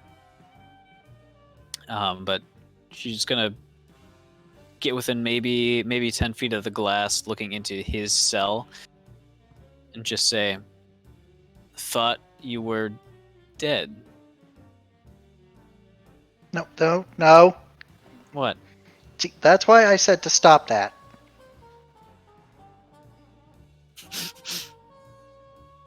Marra, again using perfect Ricky's voice. Oh, I never died. I'm the professor would still be inside Mara's head, right? Partially, yep. Can I flick on the airplane mode? Yep. I'm doing so. All right, and it crumples like a puppet with the strings cut again. Why did you kill him again? Okay, Molly, we need to go over something. What? That's a liar. It lies. It lies a lot. All the time? Probably not. It wouldn't be a good liar if it only told lies. But it is going to try to trick you. She kind of nods, still working it through in her head. So it is Ricky? No, listen. No. It's not Ricky. That is not Ricky. It's using his voice. Well, fuck. It's not Ricky then. It's absolutely not the Ricky that we knew. In a way... Is it the Ricky that I knew? No. Okay. It's a different Ricky, so to speak. And that Ricky... I wouldn't say that. Our Ricky disassociated from that personality. Our Ricky is not that person. You're right. But this person believes he's related to Ricky. I'm confused. I don't care what he believes. He's being disrespectful. Well, that's why he's going to be saying things like granddaughter and grandfather, maybe. And he might try to make it look like the two of you are related, like you should see him in some light like you did, Ricky. And you shouldn't. And really don't have to. I think I understand. Okay. But that's not Ricky. Just as long as that much is clear. Yes. Just because it's Ricky's voice. It's not Ricky. Okay. We're good? Shall I turn him back on now? Turn him back on. Can you disable that vocal pattern profile? Let me go ahead and see. I'll need a computer's check for that. Alright. 3. There is a 3 in there. That's true. I was technically right. Fear my powers.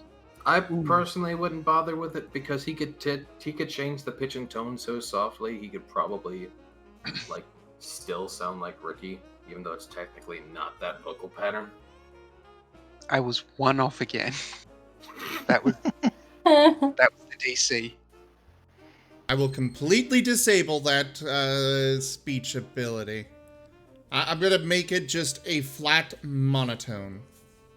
Oh, you're gonna make it text to speech. Text to speech. Hell yeah. Basically, Microsoft yes. Sam. Yes. Exactly. That's what I'm doing with it.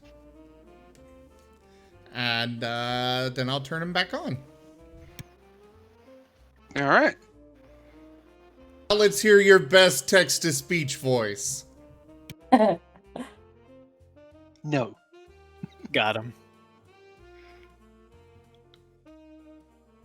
Because I really don't feel like doing that, so no. So instead of me actually saying what Marra says, you're going to be getting third-person narration the whole time. No, Fair no, enough. you can speak to them, just, Marra is going to attempt to speak like Ricky again, but it comes out as a flat, monotone text-to-speech. Microsoft Saying Sam. something kind of, my granddaughter, these people lie, I am still alive.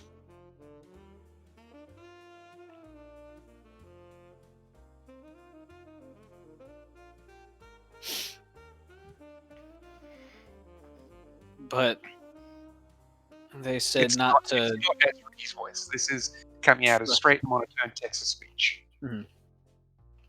They said not to trust you, though. I don't know who I should. I don't know who I should trust.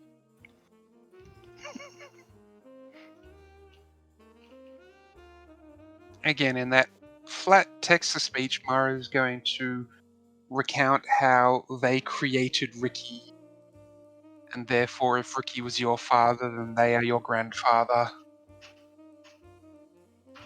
That makes sense. And that's why you should trust them and not trust these others who let your father die.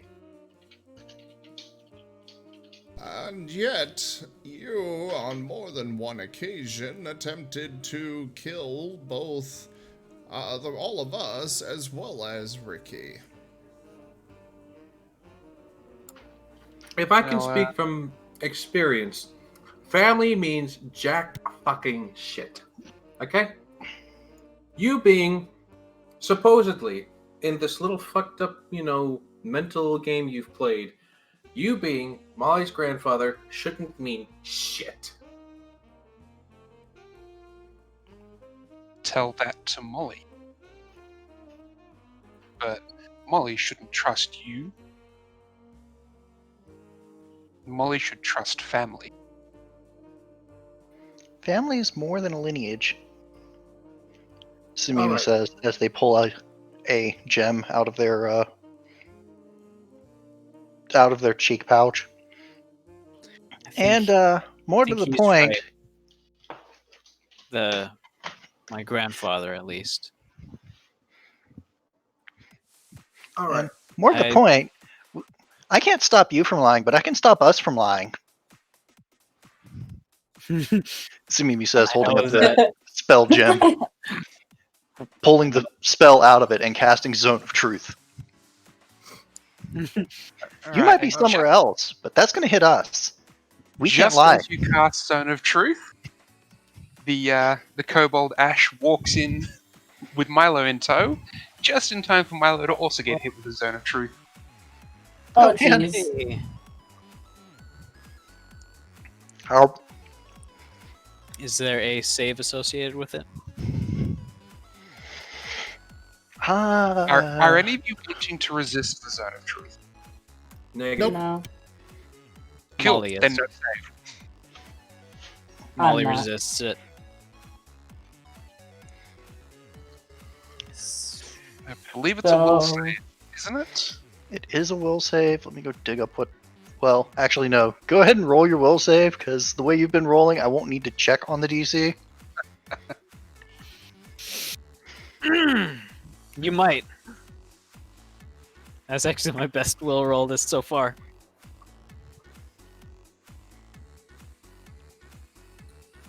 I still don't think it's going to be high enough. I don't think so, no. Can I try? If you want to try and resist the Zone of Truth, just give me a d20 roll and we'll modify it based on... Seems like fun. Whoops. The average is like, ooh. Yeah, with a 6 on the die, I'm going to rule that you did not manage to resist it. Yeah. I wanted to try anyway. I'm trying to get the spell pulled up. I'm assuming an 18 is probably not going to do it because the DC probably starts at 15 plus spell level. It's only a 2nd level spell. Yeah. Or is it 15 plus caster level? Can't remember which is which.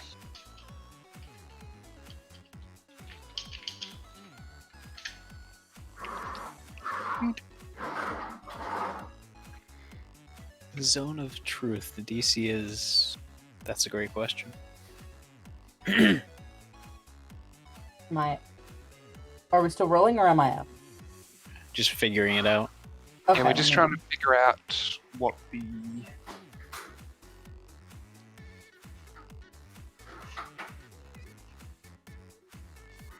truth stuff. Here, hang on.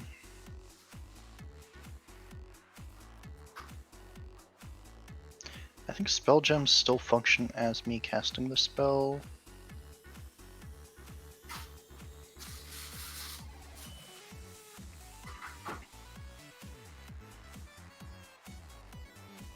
So I'm going to look at... So that's 15 plus caster level. Oh, sorry, 10 plus caster level. So that'd be 21. 21. Okay. I would... Yeah, that would not be a pass. Close, though. I suppose you might be able to tell that I tried to resist it. I don't think so, actually. I think you only get to know whether or not the spell has been resisted, not if an attempt was made. Ah. You track 0 resists. Bing. Maya? If... I know I trusted Ricky, who's... I think is my dad. And Ricky trusted us instead of Marra. No, but Ricky is... Or... Marra is Ricky's dad. So... Did Ricky trust Marra? No. Marra would say no.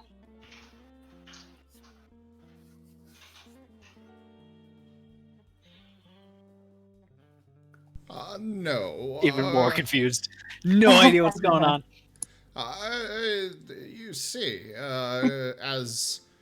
Well, you were not around for this, but just because one is someone's father does not mean that they automatically must like them, or even trust them, or get along, or anything along those lines. You can simply, you choose who you trust yourself. I will point out the evidence that Marra here had people that were attempting to kill all of us, as well as you, not that long ago. Just a few hours, even. At least I think it's about a few hours after. Yeah, it'd be no more than a couple of hours. As this conversation is going on, Benny almost seems like a little upset. But he glances outside the holding cell and notices that there's some people just kind of standing there. So he's like, I'm going to take a minute. You guys continue on. He just gets up and goes out. Walks up to Max and the kobold.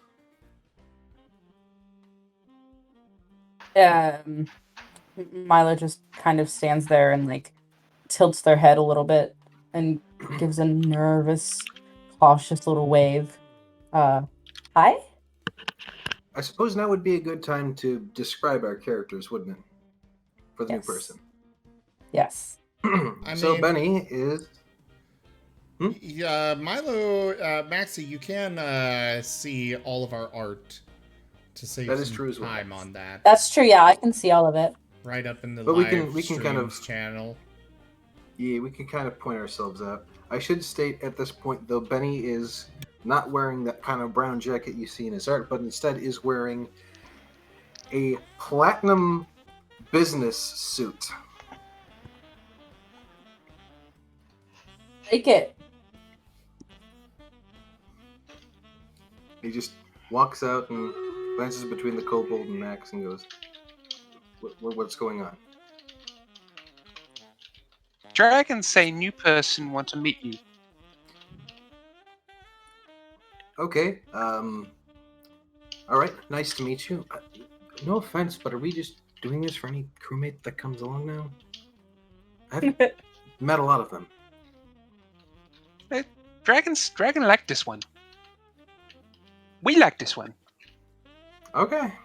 And you'll hear this this sort of a agreement. Yep, from a couple of the vents. So cute. And Alright, Milo actually, let's say Milo said that. Oh, they're so cute. I mean, they are pretty adorable, but I guess you're pretty special yourself. I'm Benny, Benny Kingston. You probably already know me, or at least know about the things I've been doing, whatever. Do you want to go talk somewhere else? We're kind of in the middle of a thing here. Oh, sure. He gives a nod and basically more or less just walks her to the end of the hall so they can talk. And we could either switch to that for a bit or switch back to the interrogation. I'm just going to share the image for Milo. That is what you see inside the cell. Minus the rose. Minus the rose. Ooh. Very fancy, I like it. I mean, no, I don't like that. Evil. Actually, I have Milo has no idea what the heck that is. Or can I roll to see if I know what it is? You wouldn't know what it is. Okay, I didn't This think so. isn't something that would be public knowledge. This is something No, that's specifically been hunting the party. Yeah, and okay, doing I it from wouldn't. Shadows. She might be able to discern it's a robot.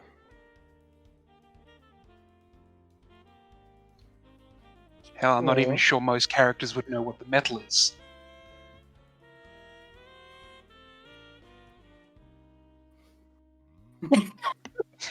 Definitely not. I just wanted to see what would happen. So Okay. We going to Benny and Milo talking, or are we staying in the jail cell? We can move to Benny and Milo talking for a little bit if you'd like. A little exposition, okay. So Milo kind of stands there, you know, twiddling their thumbs, claws clicking together, and looks up at Benny and says, "Hi, so I accidentally found my way onto this ship, and I don't think I want to be on this ship. I'm just trying to leave to get off the planet, and I don't think there's a way off of this. Why? Get off the station. You guys are currently on Absalon Station. Whoa. Let's take a step back. Technically a planet anyways. You don't want to be on this ship? Well, I kind of do because you guys have good food. Can I stay? I don't have anywhere to go." Okay, first off, do you want to leave or do you want to stay? Second off, okay, hold on. He just moves a hand to his forehead, rubs it a bit more like, what the hell? Okay, so you want to leave, but you want to stay because of the... Yeah, you got it. So can I stay?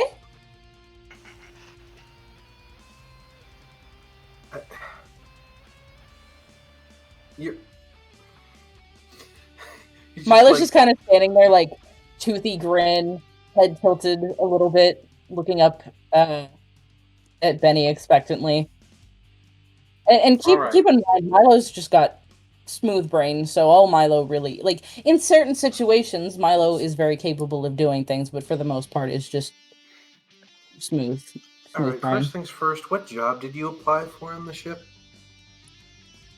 Can I roll to see if I can convince him with a lie? You can roll. You're actually going to have to be really careful about that. I think you're still in range of the zone of truth. Oh no! Oh right. Okay, well I rolled a 19.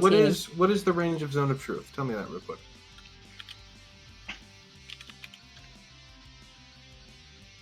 Oh no, it is just a 20-foot radius. Then yeah, So we're outside, by it's leaving the easily- room, by leaving the room, you're out of the zone of truth. Okay, so I rolled a 19. Will he believe my lie? That's a good question. So first things we first, Benny to roll a post check. sense motive. They're going to roll higher than you because they've got bonuses, but we're tracking that separate for us. Okay, so Oh, boy. Depends. 22 on bluff.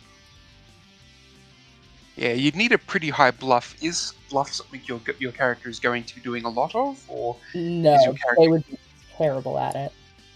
All right, in that case, we'll call that a failure. You've tried to, but and it's semi-believable, but they will see through your lie. I'm So- an Okay, engineer. No. I'm a chef. I'm a chef. Yeah. What? Yeah, but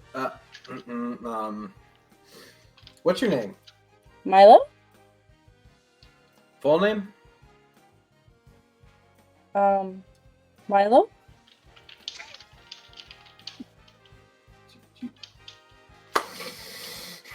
Do you have like an identity with frickin' Abadar or something that's direct normally? You know, bank account, the general issued ID, something like that.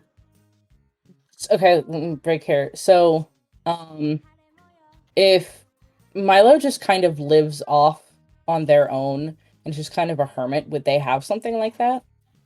If your Probably. character can have identifying, or you can be one of those off the grid people if you'd rather. That's up to you. So Milo is an off the gridder. So Milo just kind of shakes their head and looks down. Oh, no, I don't have anything like that. I'm just a farmer. Okay. Cool. I mean, wait, no, I'm a chef. I'm a chef. Shush. Cool.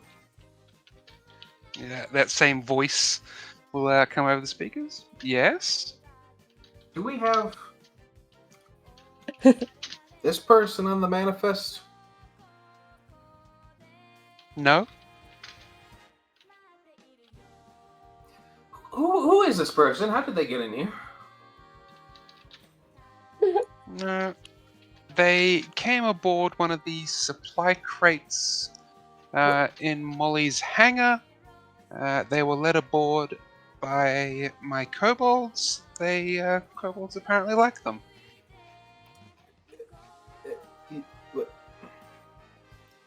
And we're just cool with this. My kobolds have a good sense of what makes me happy. Are those the cute little guys that gave me food? Yes. Oh, You I don't like know them what- a lot. Do you live under a rock? Yeah,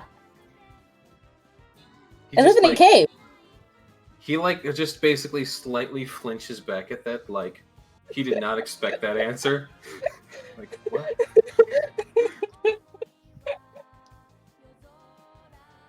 Okay. Milo, he says, doing a little unnecessarily fancy little gesture with his fingers. Milo, Yes. I don't know what to do with you. Why did you want to come talk to me? What? Well, okay, so I figured that it would be kind of hard to get out of here without getting detected. I mean, despite the fact that I can go in here without being detected, your security system's not very good. Anyway, so yeah. It should be. He says, Well, like then how looking did up I to the get on? speaker for Ku. Well, then how did I get on in the first place without you guys knowing? I don't know. We're gonna have to talk about that. Well, yeah. What was the question again?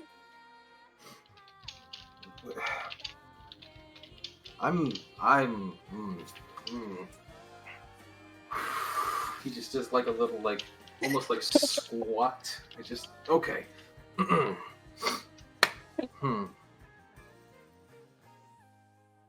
See, stowed away for basically no reason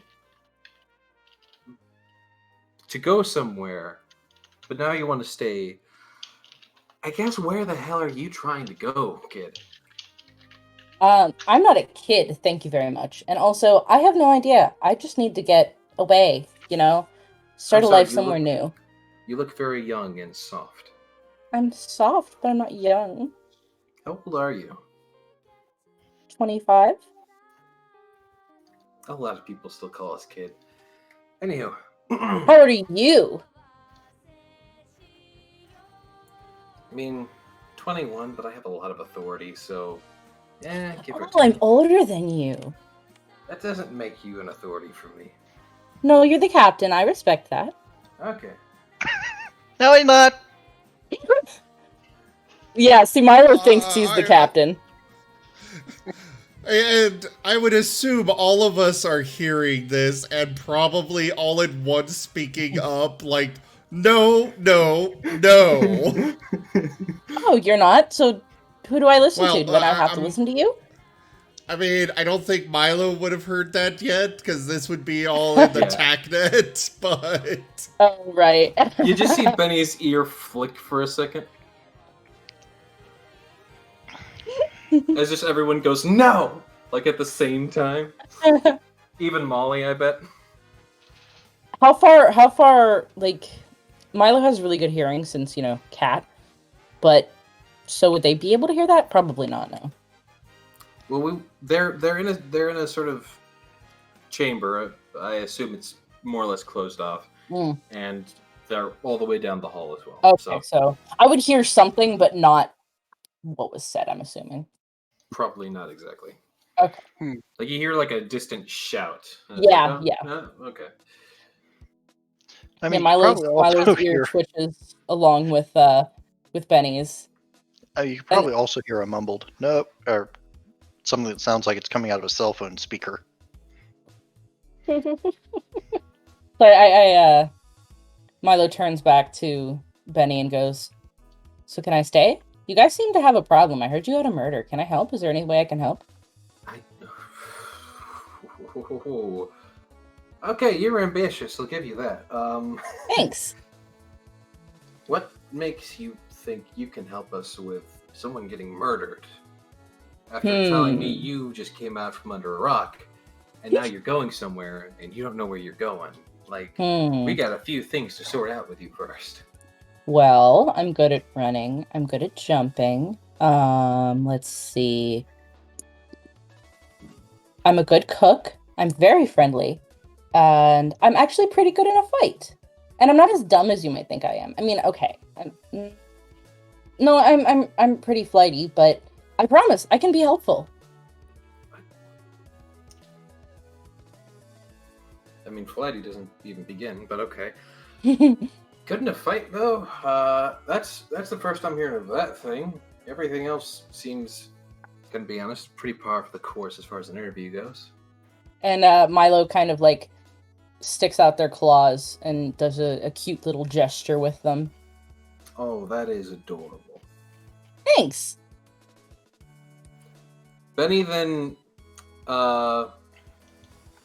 just like tugs on one of his gloves, because I forgot I actually had this in a glove. I don't just have this normally slung on my back. And just a giant sniper rifle appears in both of his hands. How's that going to help with this kind of thing? And then Milo kind of shrinks down.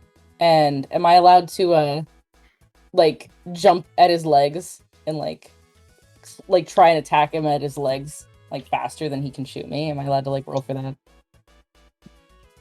Or something. Just to kind of mess with him. Okay, give me a roll and add 10 to it. So using the little modifier in the corner, type in 10 and then roll a d20. Make it plus 11. Her base attack bonus, I'm pretty sure, would probably be plus 11. Okay, so plus 11. And Benny, I need a reflex save from you. Oh, wait, should I not have rolled a d20? Should I have rolled something else? No, it's a d20. Okay. And Benny, make a reflex save. Listen, just for the record, you're going to roll a d20 for basically everything but doing damage.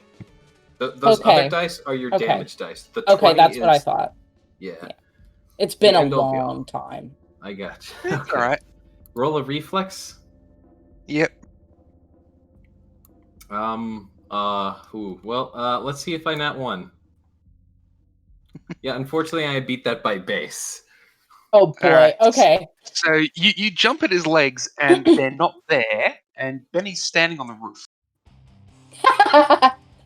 He is literally standing on the ceiling upside down. Milo looks up at him and is like, "Well, that didn't really go how I thought it was going to go. But I'm kind of hard to hit in most cases." You know what? You know what? I can see why everyone likes you. Really? Yes. When everyone Thanks. else is done talking with that asshole, once we get that all sorted out, I'll introduce you, and you can talk it out with them as well as myself, so we can figure out what the hell's going on. Yay! Because I might just not be in a good enough mindset to determine your fate myself. Fate? Are you gonna kill me? I mean, anything's on the table. You do know who we are, don't you? Nope. Oh, sweet summer child. And then Milo kind of walks a little closer and starts purring and is like, "I can be a good friend, I promise." Anyone can be a good friend if they try hard enough. I don't have to try. That's very presumptuous. Let's say I know my own loyalty. My strengths lie in my loyalty, my good looks, and I'll think of the third thing later. Loyalty isn't just handed out on a silver platter. But No, it's not. It's earned. You're getting something here, though. You're getting something. There's more than just fluff up here, as they say as they tap to their head. Death! The council will decide your fate. Professor, we cannot execute prisoners! Or torture them! Stop that too! As the professor this whole time has just been turning Marra on and off. I like to imagine that Mara's making that little dry bone sound every time it gets turned off.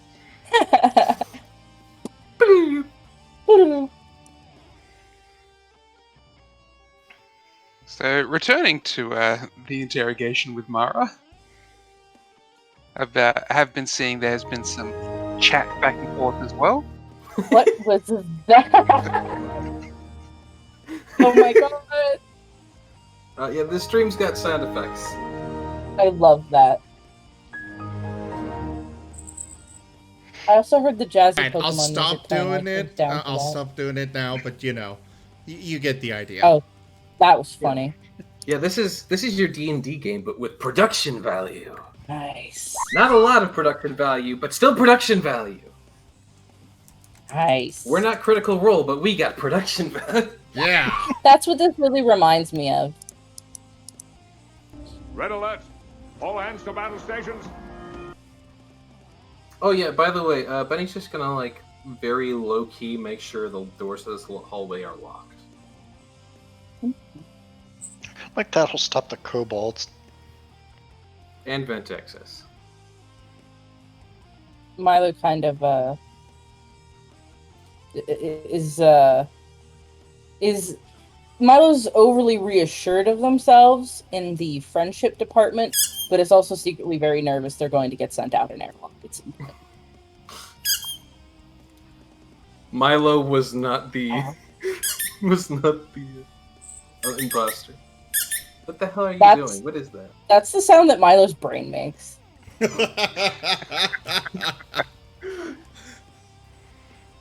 that's the sound that it makes when you like poke them in the stomach.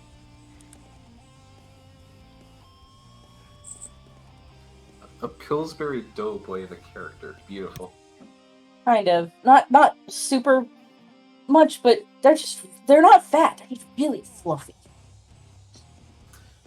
By the way, if you need to change some continuity, I'm okay for there being continuity errors by next session. Okay, yeah, because I'm just doing this on the fly. Yeah, Oh, I yeah. gotcha.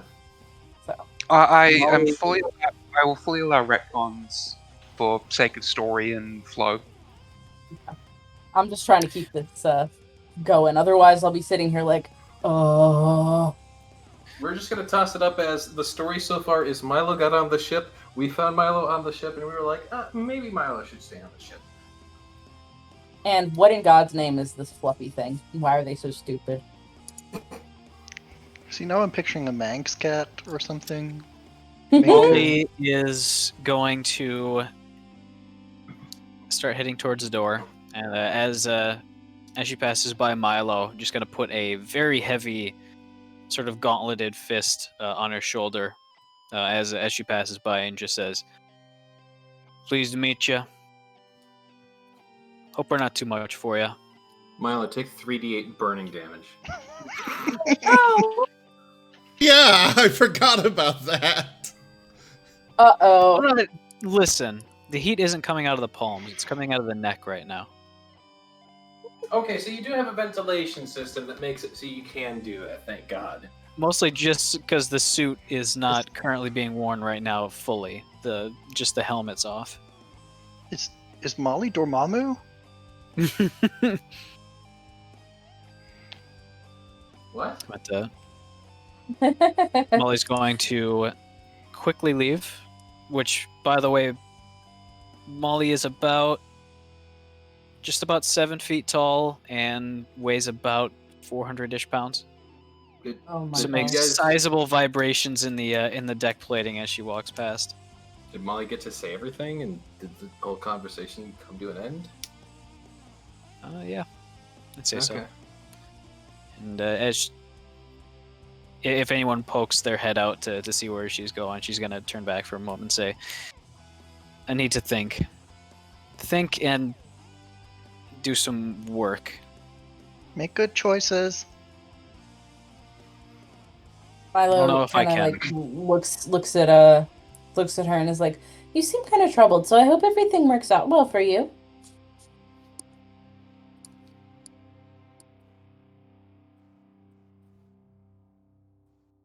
I appreciate it. I'll Um, try my best.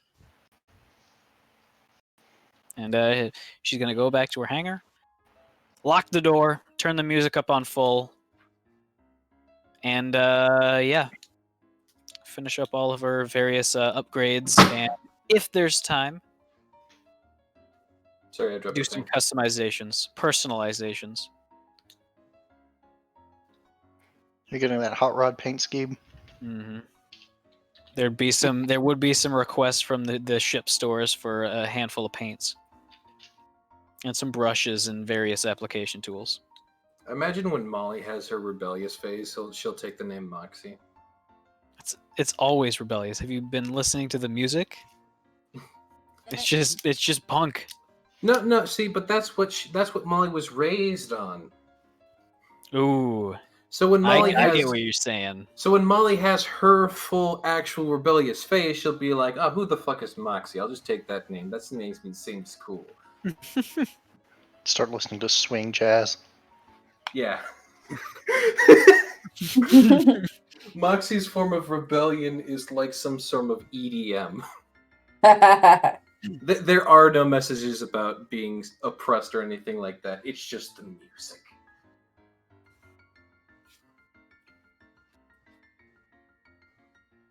Anyway, continue.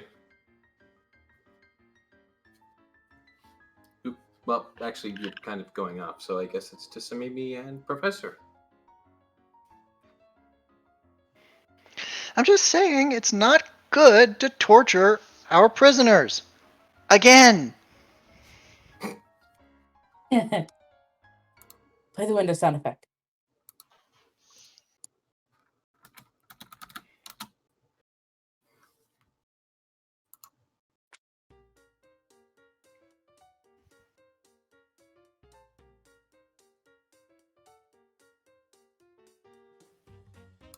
Zib, you there?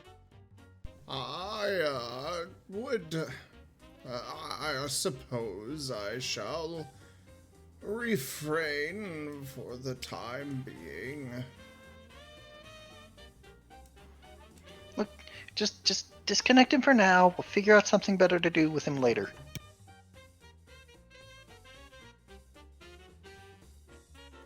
And did you ever let those cultists go? I did not, no. Have you at least made sure they're getting fed? Sorry, what?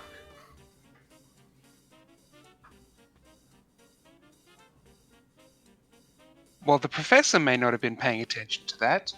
Koo and the kobolds and Squeak in the kitchen will have been making sure they are getting at least basic nutrition.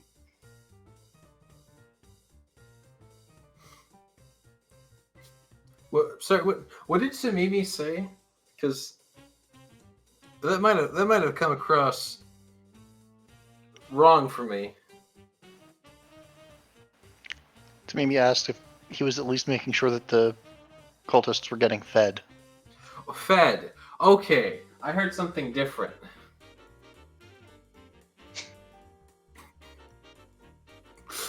I'm scared to ask. It's a word that sounds like fed. Cult is getting dead. It's a word that sounds like fed, and in normal context would not really have any other implications. Yeah, dead, I'd say. Dead has the correct letter of numbers. Number of letters. Moving on. Oh! Yeah, there you go. Absolutely not something that Samimi is worried about. Yeah, I thought not. Which is why I was like, what? Moving on. Moving on. Oh, it's gone out. Anyways, yeah. Alright, so you guys disable Marra Yes. and leave them in the cell, I assume? It's a little puppet. Also, Benny just pops on. This may be a bit unorthodox and perhaps a touch macabre, but well, that thing doesn't have a soul in it anymore, so that's not Marra anymore. So really, that could just be spare parts, especially for Molly. I'd be worried about we it. would want Back to. doors. Exactly. Adding that to Molly could be a very bad thing to engage in. Mate, we've used Adamas. It's Adamas, right? Yeah, Yes. we've used Adamas before, haven't we? I just mean that I'm pretty sure Mara's probably got all kinds of back doors into the system. I'm not saying we lift the whole body. I'm saying some of the plating. I Some of would the still actual not construct. recommend doing that. It does not seem like a good idea. We I'm have putting the plenty of suggestion other out there. Adamas on the ship if we wanted to use that. I don't think we do. Do we? You don't have much Adamas on the ship. Oh, I thought we had plenty of Adamas, but not much of the other one. You don't have much of either. Oh. They're both supposed to be like really rare resources, which is why I see this and I'm like, well, this is just a hunk of Adamas, so Still better not valuable to. resource. Perhaps if we were to melt it down entirely, we might be able to make use of it, but I still... Don't we need like a sun forge for that or something, of which there were two in existence, and I'm pretty sure both have gone nuclear? What's a Sunforge? Oh yeah, right. Professor, so maybe this is Milo. They just kind of showed up. Hi. You guys have good food. Yeah. Nice to meet you guys. And they hold out a paw. This isn't someone we recruited. But we have open recruiting calls. Yes, we don't really, particularly recruit anyone. What particular position are you looking to fill on the ship? Well, I figured I could cook and help fight things. Okay, let me alter my forward a little bit. They tried to stow away on the ship, and kind of did. I see. I understand now. So we are flushing them out of the airlock then, yes? No. Listen, I can be useful. I can be helpful. And, let's see. I know how to cook. I know how to garden, but I don't think I'll be doing any of that. I've got sharp little claws that are good for doing little things, they say as they stick their claws out. And, hold on. God. I'm trying to think on the spot here. Give me a second. There is a hydroponic garden on the ship. There is? There he is. Ooh. The ship has Yeah. a lot of luxuries. Yeah, I can definitely do that. I shelled out $100. And I am, like I said, I can hold my own, and I'm loyal, and I'm good at moral support. But I heard that you guys are having some problems, and I figured since you guys were, kind enough to give me some of your food, or at least your little friends were, I figured I could help repay you. They're just so adorable. Thank you.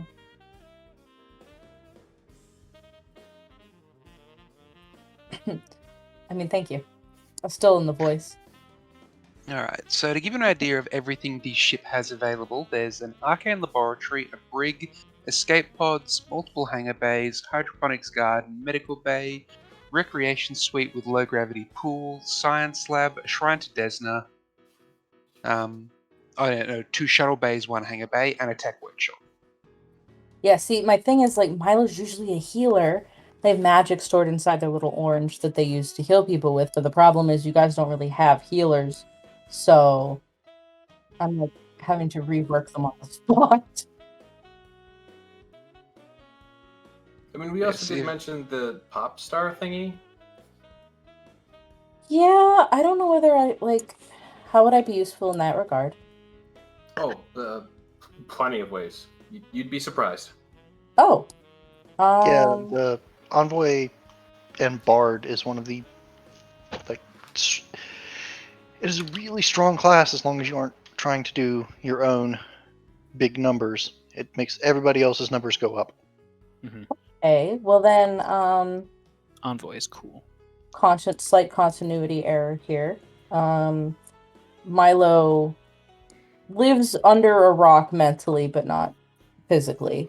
Does not follow up with the news or media at all. No, it's just very oblivious. It's a cult following. Yeah, likes to sing, has some fans, but is just still really ditzy. And they have magic, like I said, stored in their little orange that they always keep with them. So they are, when they say they're good in a fight, they are. They just don't know how to demonstrate it because they're nervous. Well, so Milo's not really sure how to prove themselves. I suppose if we are going to keep you here, then, hello, I am Professor Xavier Thoriston von Eucalyptus. It is a pleasure to make Professor Xavier von Eucalyptus oil. I beg your pardon. Oh, please, hold on, I pulled my headphones out. Oh.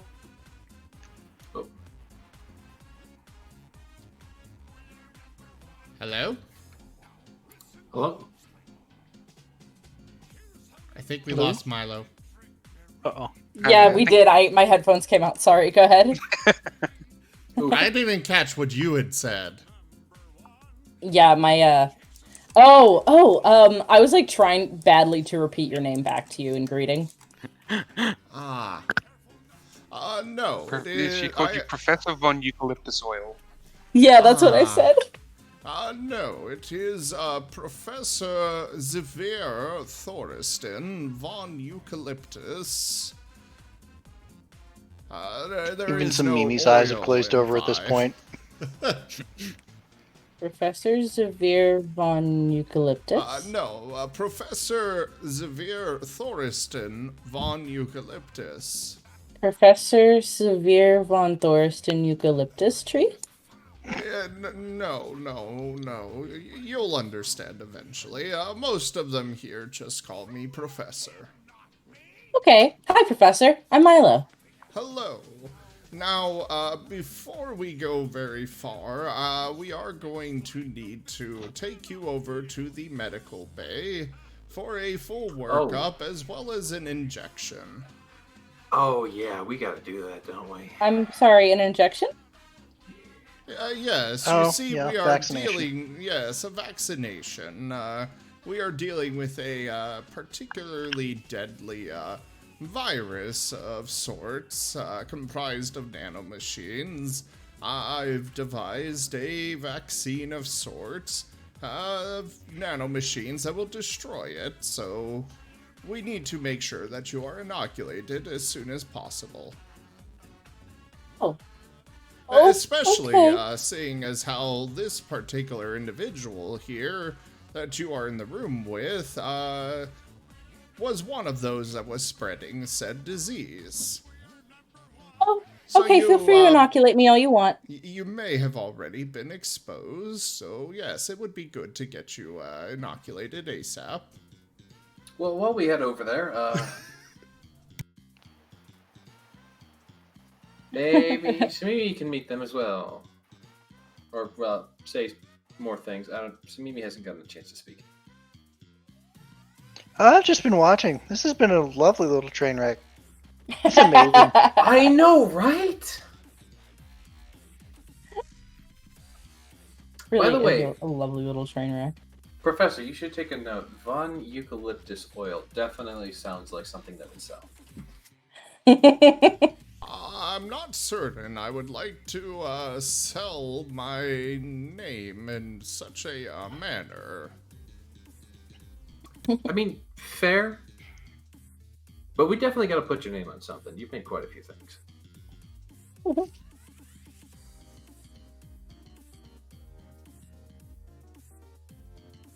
I mean, I do have my name on multiple theses, as well as documents.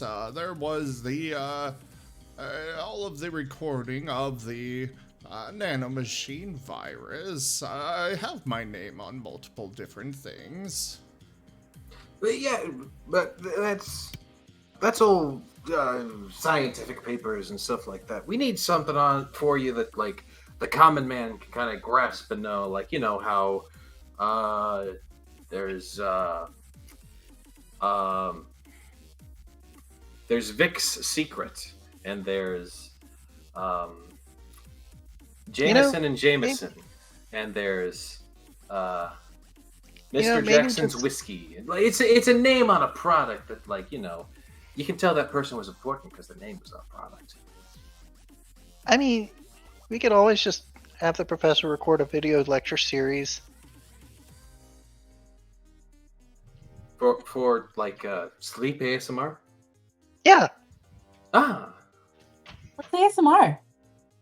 Wait, no, I know that. That's the funny ear stuff. Yeah, you should do that. People like that stuff. Yeah, you're a musician. Yeah, I am unfamiliar with this, but I suppose in the interest of assisting others, I could go ahead and do so. I basically, do have like some ASMR. lectures. Okay. Oh, I know what it is. Oh, you do know? I thought you said you don't know what it is. Out of character, I do. Oh no, I was gonna have Milo explain it to him, but if you don't want me to, it sounded like your voice changed. You changed your voice to explain out of character, so I was like, I know. Oh. I switched to my phone. Sorry. Oh, why did you do that? Because I have to get up and leave my computer for a moment. Ah, okay. so I just don't want to miss anything. Wireless but, headsets are amazing. They are. I know I have a really nice pair of headphones with a mic on them that I'm trying to get to work at the moment, but that I prefer to use with my computer, so they're not wireless, but I really should get a wireless headset. I probably sound terrible now, don't I? A little bit worse. It's not the worst phone microphone I've heard. Sounds right. Actually, it isn't. Okay. I didn't even realize it was. Oh yeah, I just switched my Galaxy Buds. No, but what was I saying? Yeah, so ASMR is when you like breathe in really close to a mic and say some crazy stuff like, "Hi, I'm going to cook for you today, and you can look at my eucalyptus oil." And then you make some funny little noises and crinkle stuff, and people like it. I do not understand this fad, but I suppose it's something that could be done. He'll pull the Tacnet mic closer to his mouth. So something like... something like this is what you're referring to, is it? I hope I'm doing this right. More whispery. I will try it better next time, then, yes. All right.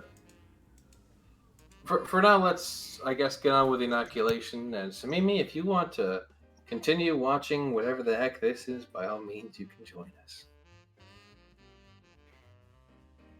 I need to do my rounds in the med bay anyway. What, are you saying prayers for the people who are getting broken legs? Yeah, totally. And also, wiggle their paws, healing them. Did you forget? I'm kind of good at that. The professor's also really good at his medicine, so I assume if someone's in the med bay, they've just stuck their arm up to a needle and they're already good to go. There are other crew people. What? There are other crew people. That haven't gotten to the med bay yet, or? You have enough crew members that, like, people get hurt all the time. Alright, fair enough. Yes, and we launch the ones that are foolish enough to get themselves hurt out of the airlock and move and recruit. No, we don't do that. No. Professor, why do you just have, like, a lack of the system of morality all of a sudden? That wasn't done in the professor's voice, thank you very much. It kind of was. Alright.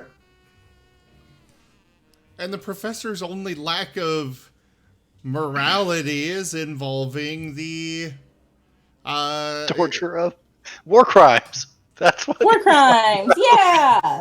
Yeah. It's only involving the horrible things known as animal torturers. Milo just kind of like shrinks down if they heard that. Well, no, this is out of character. Okay. Now, otherwise, you'd be doing the eucalyptus oil voice. Yes. Yes. In fact, assume that the professor is still doing it and we're just talking over him on the TechNet. Most likely that is what's going on. The professor is probably rambling about the procedure and the very long list of potential side effects that you may experience. At one point he mentions death as being quite possible, and just different things like that.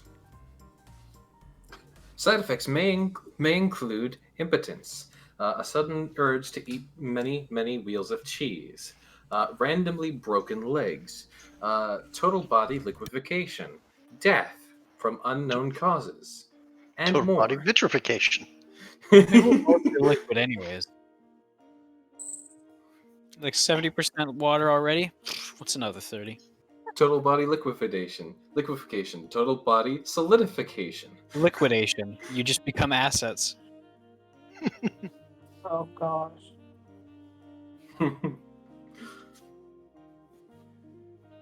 No, you liquidize your assets. The thing so- is, he's not just listing them off, he's going into detail of every single one on the way to the med bay. Like you don't understand what death is, you know? That's just the kind of person the professor is. I like this guy. We've got a first! Finally! Somebody likes me!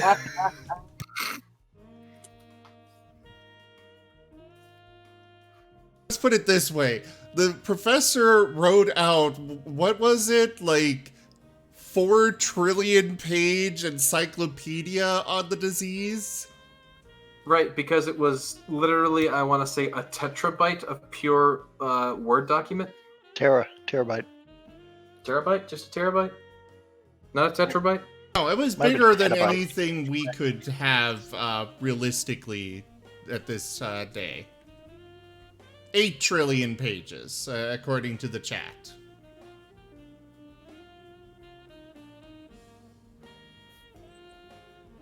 Wow.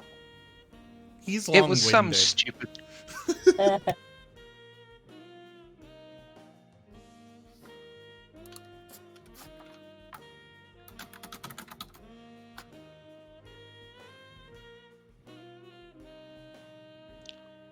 Yes, you are able to get to the med bay, get a complete physical. You're perfectly fine, and you are given the inoculation, which hurts more than you had hoped, but less than you expected. Milo stands there rubbing their arm and, kind of... Where did they get it? In their arm? Or if you're a cat, it'll either be the arm or they'll do the nape of the neck trick. Okay, I think we should do the nape of the neck thing because that would be very funny because Milo would be trying to lean back and lick it and it doesn't really work. That's probably where he'd put it, and then there would be the itchiness of the nanobots going all over, spreading out from there. God, yeah, Milo just kind of scratches at their body You haphazardly, really, should wiggling not around. be doing that. That can disrupt the process of the inoculation. If you prefer, we can strap you down. Their eyes go wide. Okay, never mind. I'll stop itching. They kind of clench their little I do paws have a together. stasis machine over here that we could throw you into. I think I'll be good. Okay. This isn't nearly as bad as when he had to take some of our bone marrow. I probably should do that just to find out if, in fact, the Marra did have the disease on the ship. No, that's okay. No, I'm good. No, thanks. He turns around and pulls out a very large needle. Milo fluffs up and runs behind Benny's legs. Now, Listen, this will only hurt a little bit. Now, please get on the table. Hold on. Didn't you only need that to determine which of us were infected or not? Yes, and if Marra is carrying this, then this why don't one would we- be infected at this point, most likely. But you just inoculated them. Milo just looks like they're about to let out a hiss. So if you inoculated them... Very well, I will not do it. Oh, thank God. Next time, start with the bone marrow. Then the itching won't seem so bad. Good point.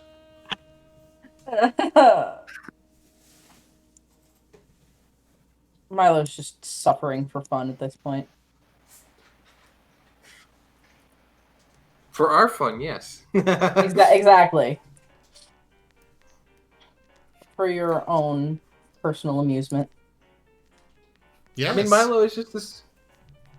Milo is this weird little puffball that has walked into the realm of avatars who have killed things that they probably shouldn't have ever been able to kill. And we're just like, oh, you're so adorable.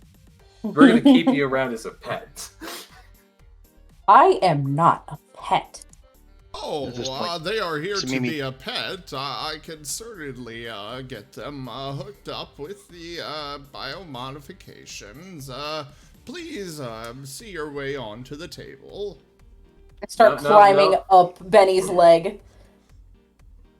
And that is it's like really, they're kind of heavy. They're like the size of a German Shepherd, so they're just kind of like trying to climb up his leg. It's not working. My claws are in there and it hurts.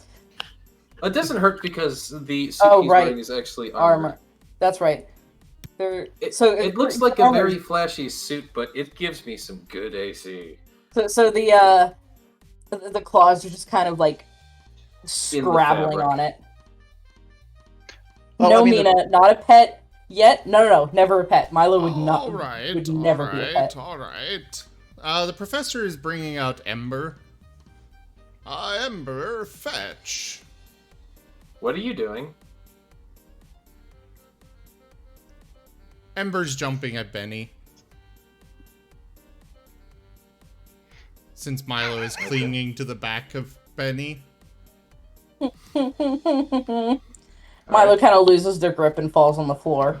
Was an attack roll made? At this point, let's Mimi walk in the room and stay off of that leg for a what the? Oh, you do have Ember's photo on here. Cool. Oh, cute. How old is the how to mute TACnet thing? I only just noticed that. That was back when the professor started the ASMR. Oh, okay, gotcha. Molly, another search. Well, it kind of like backs up and looks at Ember like, whoa, what the heck is I'd actually make that one, alright? I left the room for 5 minutes and you're already torturing the... Why do you always... Can I get an attack rolled against me? For Ember pouncing. Sure, 1 sec. Chim, I need your luck!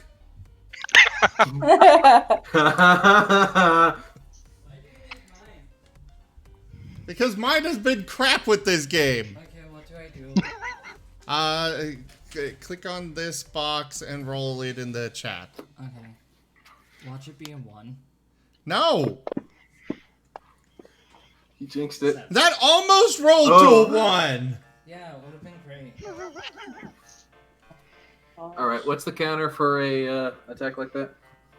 Well, if we take into account that you would be grappled from Milo gripping onto you, that's still low enough that you dodge. Oh, really? I mean, okay, yeah, I've got like a full 31 AC, so fair enough. Also, I don't think I can be flat-footed if that comes into play. I have to double check, but yeah, okay. Even if we give you a penalty based on the fact that you would be grappled by Milo, so it's still enough. So what would happen there is Ember goes to pounce at me. Benny's little jump jet things that he has just go whoop, and then Ember would probably land on Milo because Milo said they fell off. Yeah, I did. Yep. So now I've got a... How big is this cute thing?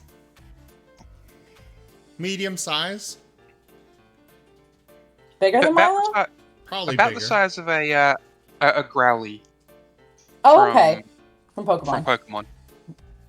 Yeah, Milo's... Problem with Milo's sizing is it's very... Milo likes to break conservation of mass. Because Milo can stand up and do things on 2 feet, but Milo can also be on 4 feet. Just depends on how they feel like moving around. So, Milo gets this thing dumped on them, and they're just kind of kicking and wiggling around, yowling. There is a lot of heat coming from Ember, just for the record. I can't leave you alone for 5 minutes. Will I be allowed to retcon Milo's size? Eventually? Yeah. Okay, alright. Yeah. You're going to be good to... Basically, it's set in stone once you get the art. Okay. And even then, like, we can change some stats and stuff around. Yeah. Okay, perfect. And I have some reference images of Milo already, so that'll probably help. Either way, Ember is currently on Milo and trying to get Milo over to the table. Oh gosh. Let's see. I'm trying to decide what a good size for them would be. So Milo's getting dragged along, and can I roll to get out of his grasp? Yes, you can roll to try and escape Ember. Should I modify anything or no? Just roll it, and we'll see what the roll is. Uh-oh. Yeah, with a roll that low, it's not even worth I'm it. happy enough. Yeah, I'm happy enough to rule that you've you done goofed. Oh. Rare. Professor, do we need to have the consent conversation? Apparently. Benny stated that Milo was a new pet, so I'm going to I am not a pet! You're And you trusted Benny? I was under the assumption that you had cast your truth spell thing. That was back in the brig! Oh, well, very well then. I apologize. Ember, release. Oh shit, I forgot I was muted. I said like a pet. Like was the key. It was a comparison.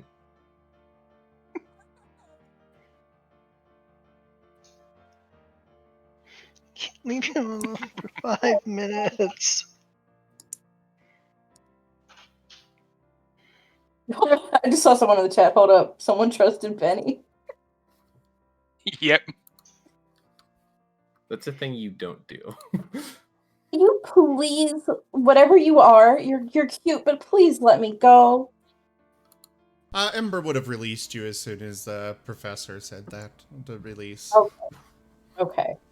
So now Milo's sitting on the table, licking, doing the where a cat like licks their paw and then licks their face, but indignantly.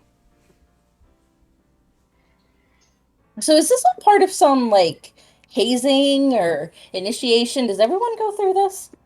No, the professor just doesn't understand boundaries. Oh. Or parent turn of phrases. Science is all about breaking the boundaries of known logic and information. Science is yeah, about but not the boundaries of breaking consent all and personal. Or my personal space boundaries. There's a bubble. Don't touch it. I do not see a bubble as It's you a metaphor. put it. Oh, very well, very well. It's supposed to be a freedom to make their own choices. But everyone just makes bad choices.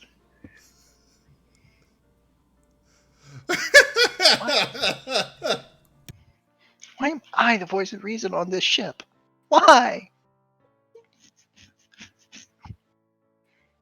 What did I do for this trial, Lady Desna?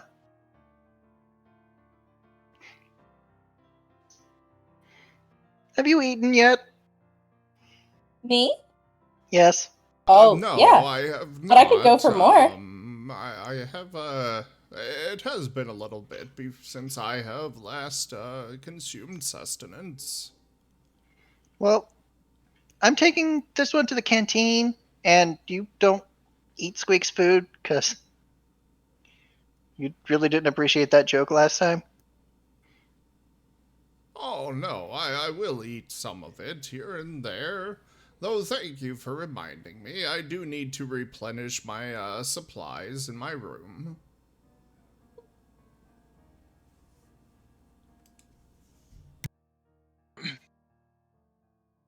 So as you enter the canteen, you see Squeak getting geared up in some familiar gear. Oh, hi, Squeak. Oh, wait, I didn't know his name. Hi. You gave me the food earlier. Thanks again. Can I have some more? Yeah, we're just getting we're getting dessert ready. Ooh. Can I have some more of that cheesecake? That was really good. Oh, we're not having cheesecake. Oh, what are we having? You'll see. Wait, we had cheesecake earlier? When don't we have cheesecake? When don't we have anything? So when you see Squeak, you do see them holding a flamethrower. Oh, Milo kind of puts their ears back and backs up. And Squeak moves to like a kiddie pool sized tub of custard. Milo stares at it in wonder. When the creme brulee is so big, you need a flamethrower. Oh my god. Ooh, that looks good.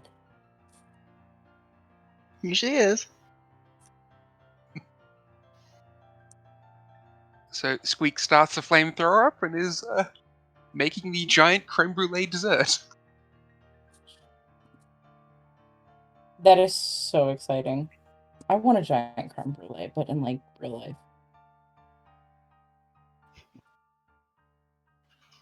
Alright, let's generate dinner. Nice. There's a monkfish korma curry, sultana and hazelnut cookies, melon and blackcurrant cheesecake, the creme brulee,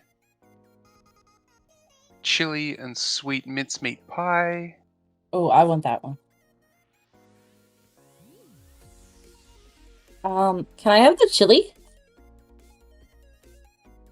Now, all this is laid out in a buffet style. Oh, so. really? Oh, okay. I thought this was the menu. Sorry. No. This is a buffet.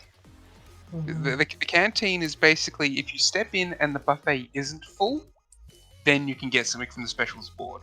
Otherwise, go ham. Oh, wow. Okay. The crew has magical supplies of food that never run out. Oh, nice. Okay, so Milo goes up and grabs a plate of the curry pie. Not the curry pie, the chili pie. Yep, chili and mincemeat pie. Yep.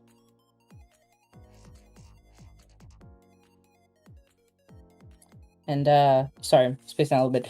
Just digs in and looks up and says, "Ooh, compliments to the chef." Squeak will give a little bow as he's taking off his fire-resistant gear. Oh, I love Squeak. Squeak is so cute.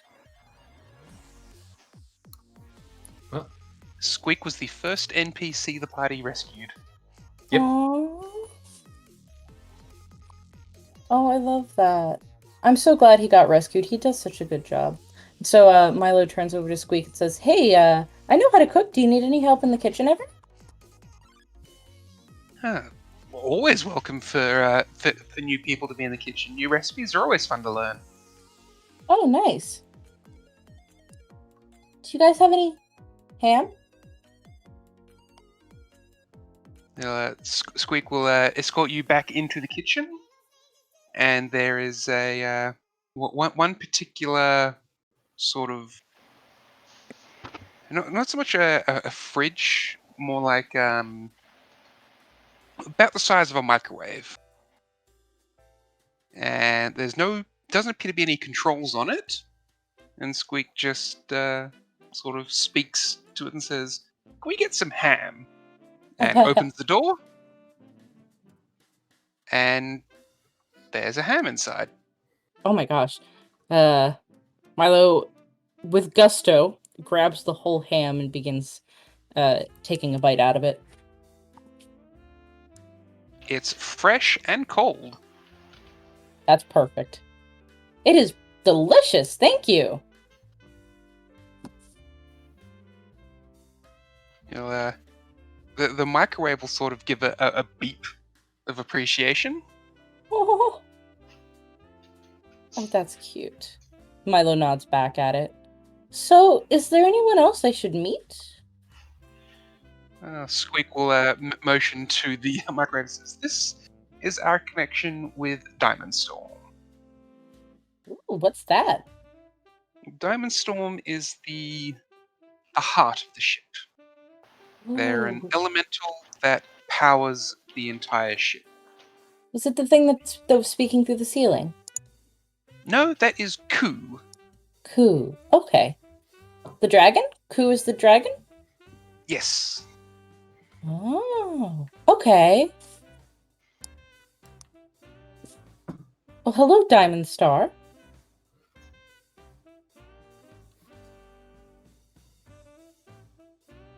Are we there with her? Or are we? What, I'm sorry, I kind of missed where we went. Yeah, you can all be there as well if you'd like. Yeah, that'll keep Milo from awkwardly around the kitchen. Give them something to do other than eat, because they'll just forever if they're given the opportunity to.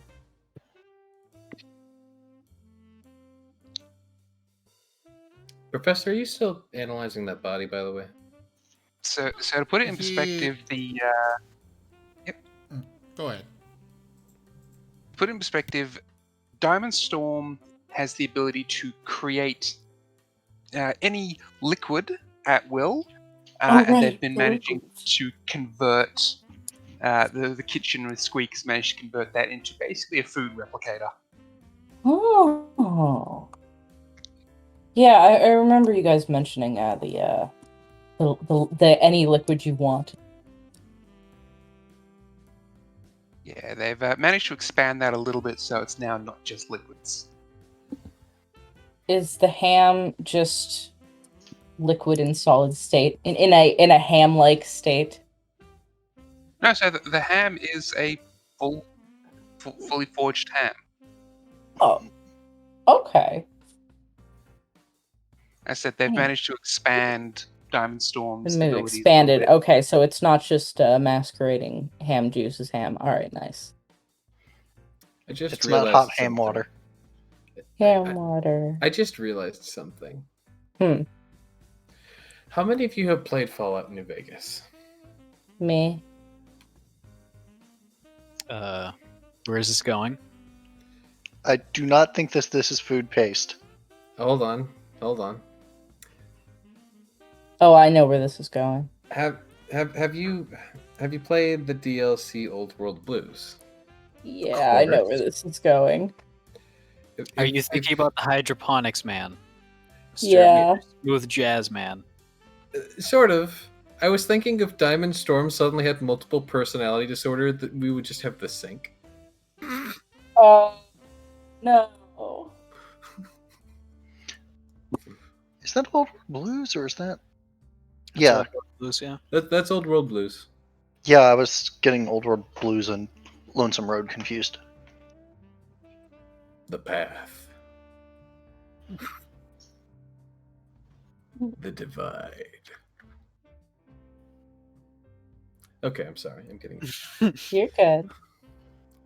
I'm a huge Fallout New Vegas nerd, so yay.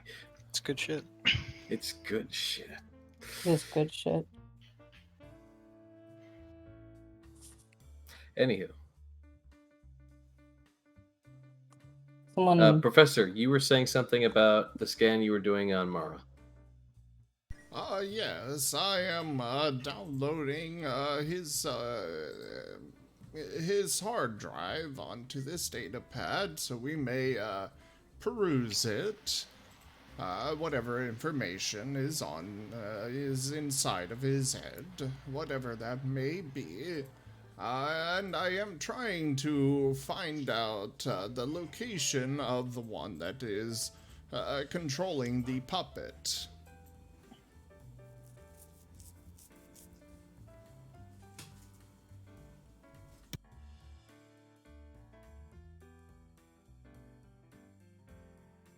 All right. I'm sorry, I got a ping towards the end of that. Could you repeat that last part again? Yeah, sorry, my roommate was also messaging me. I am attempting to locate the one that is controlling the puppet here. And how's that going? It will take some time to locate the origin of the signal, but I am certain that it is coming from a biological being. Interesting. Weird. So, I upon mean- your study of Marra and the signal coming in appears to be brainwaves.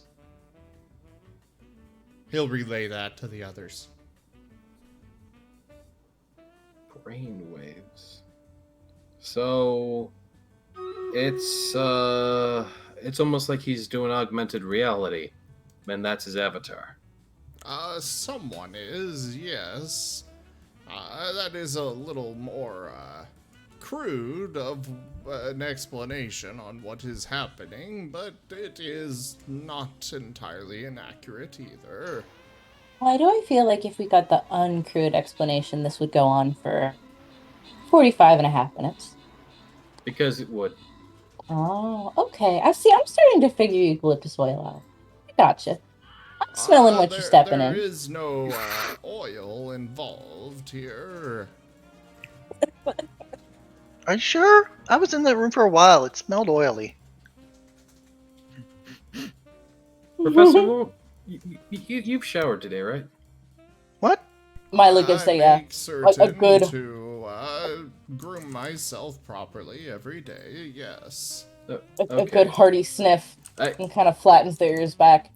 I don't think he has.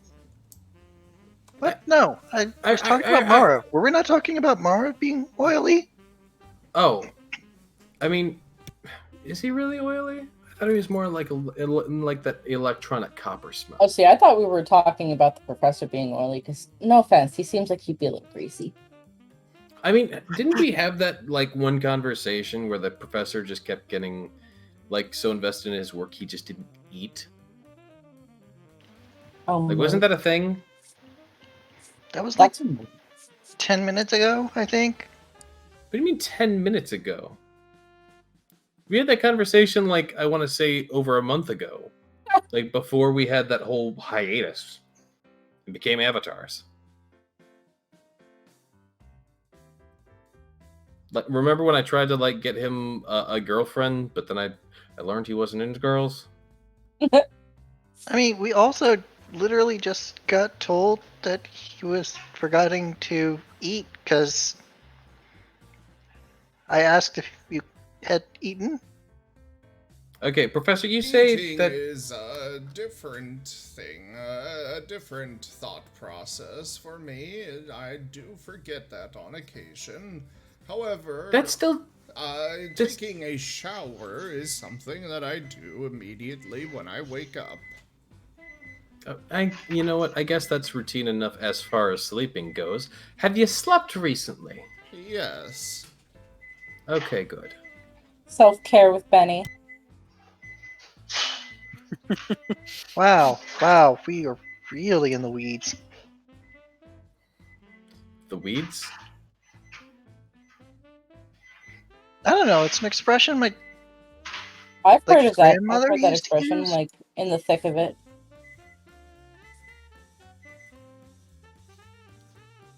Hold on.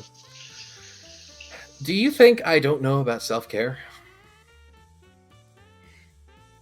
We literally had to hold you down to stop you from drinking once. Let's not forget the multitude of drugs that you used to attempt to do. At least I hope keyword, it was used to. That is key. You guys, okay, you know what? I can forgive you. You haven't seen me in a month. I've been to therapy. I'm sober. I kind of got back on the road of being a normal person and not some drugged up party boy 24/7. I did a fucking juice cleanse. I'm better now. Please, juice everyone, cleanse. is the tack net on? I'm better now. Please stop worrying about me. Please stop thinking I don't know how to function like a person. Do you need another juice cleanse? I know how to make those. Those To are all be a big hon- scam. Well, they taste good. Okay. I would Depends on have which to ones you use. agree with Samimi. There is no actual evidence that a quote-unquote juice cleanse actually accomplishes anything aside from making you have to use the restroom repeatedly. Oh, you guys are... Oh, you think I meant like, a normal, like, common person juice cleanse. Oh no, he had You had to drink the stuff that makes your pee green, didn't you? What?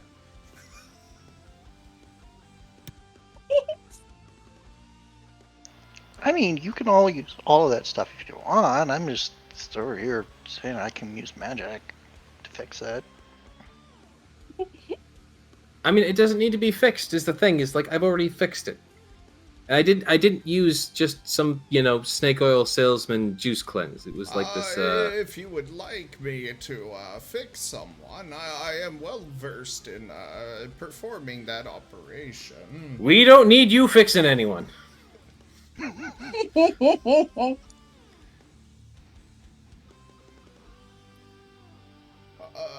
Very well. I just wanted to make the offer if you required it. It does tend to lower aggressiveness in males. Cool. Would that even work? I want to know how that works. Does it lower their aggressiveness by just making them constantly depressed? Is that how that works? I just saw Jaffer's message in the chat. Fine, dang it.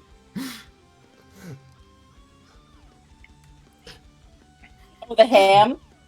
No, Jaffer's message in the stream chat. I think I lost control of this session about 40 minutes ago. I'm just along for the ride, just like you said. Take control. Take the reins. Why? Everyone's having fun. We're having fun, yeah. This is just those filler episodes where the characters just interact and have fun and get to know each other. Yeah, this is absolutely. I mean, it's a character introduction filler. Exactly. Like you need at least one good episode to learn the new characters, personality. Yeah, you're showing me around the area while you scar me for Sports life. festival episode is what this is. So Jeffer, I am curious because it is my understanding you said that should someone new come along, they would kind of be pushed up to our power level. Yes, they will. Okay, is that like an event thing that's going to happen or something that's already supposedly happened? Or is that just something you guys are going to work out? I've already got plans on exactly how and what is going to have happened with that. Okay.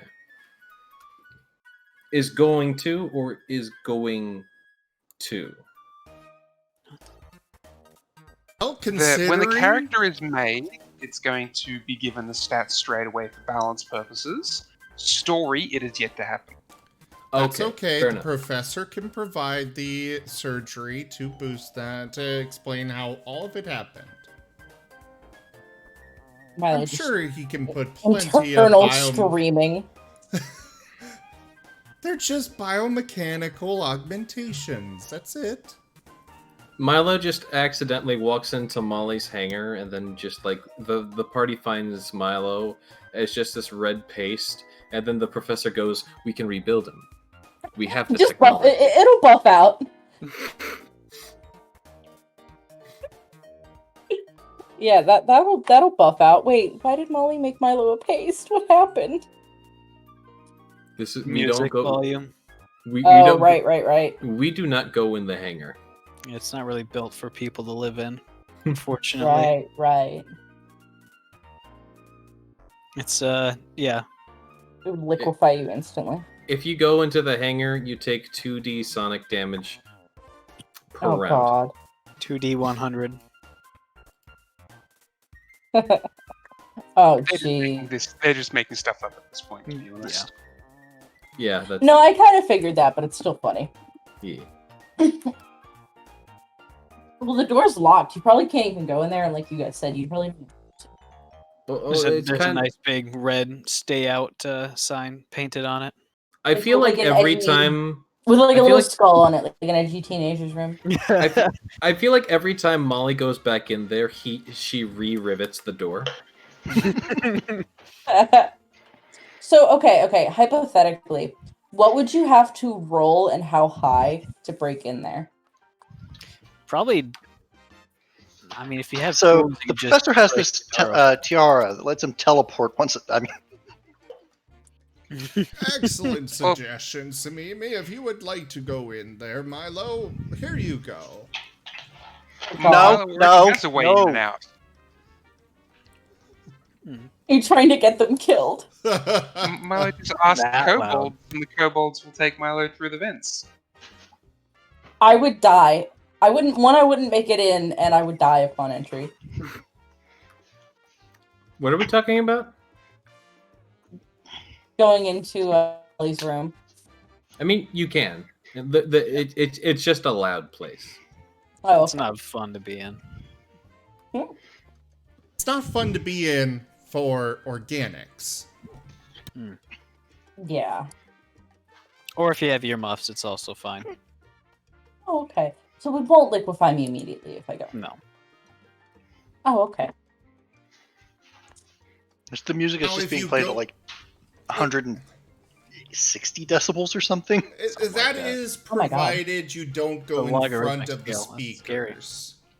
So, you know, Yeah. avoid the cone coming out of the speakers and you're fine. I feel like It's easy at to this avoid point, though because you can actually see it. It's I feel really like easy to see where it is because the ground is cleared in that area. There's no I even have dust. a quick question. How tall is how tall is Benny? Benny is 6 feet. We literally just determined this right before this session because I didn't have a set height for him. Oh, that's funny. Okay, so basically, for scale reference, when Milo stands up on their hind legs, because you know how sometimes in like animated movies they have that weird thing where animals can do things on 2 legs and 4 legs. We're talking about Like- Beastars, right? Kinda, yeah. So they can do 2 legs and 4 legs. When they're on 2 legs, they're about, I want to say, like 5'6". And then whatever conservation of mass makes them when they're on all 4s is what they are on 4s. What? What? They can go quadruped or biped. Correct. And when they're bipedal, whatever, they'll be about 5'6" in height. Okay. And probably like My hamster is getting antsy. 3. If we be adventurers, let us adventure. It's that time. Oh? Oh no, we're in the kitchen. Oh no, we're in the kitchen. Oh no, we're in the kitchen. I think Maxie should get to enjoy this influence. Well, weren't you talking about going into Molly's room? Yeah. Oh, you want to do that? Okay. I knock on the Milo gingerly knocks on the door to Molly's room. It is surprisingly quiet actually. There's a very faint buzz that you can hear in the air. That actually you as a amateur celebrity would probably instantly know as being the faint feedback of having something plugged in like an instrument of some sort. Yeah. So Milo goes up and gives a gentle little knock on the door. Come in. Milo, As the door starts to open, you hear a little pop, and the door makes it about 3 inches and then stops. Milo kind of like sticks their head in. You kind of see their nose peeking through the crack, And they go, "Hi, so I saw you were sad earlier. Are you doing better? I just wanted to come and check on you." Do you have, Guess by that's a the fair way, do you concern. have time to talk about our Lord and Savior? Do you have time to talk about our Lord and Savior, Jesus Christ? The Martin Talkie and Talkie Network. Molly at the Thank you, moment Outer would Space be Program. Molly at the moment would be like power stance, right about to absolutely shred, at least attempt to, with like a pure white flying V guitar, for just kind of lowering her arm. Yeah, figuring things out piece by piece. Do you I can want to talk talk a bit about better. I appreciate it, but think this is just shit I gotta figure out on my own. Oh, I understand.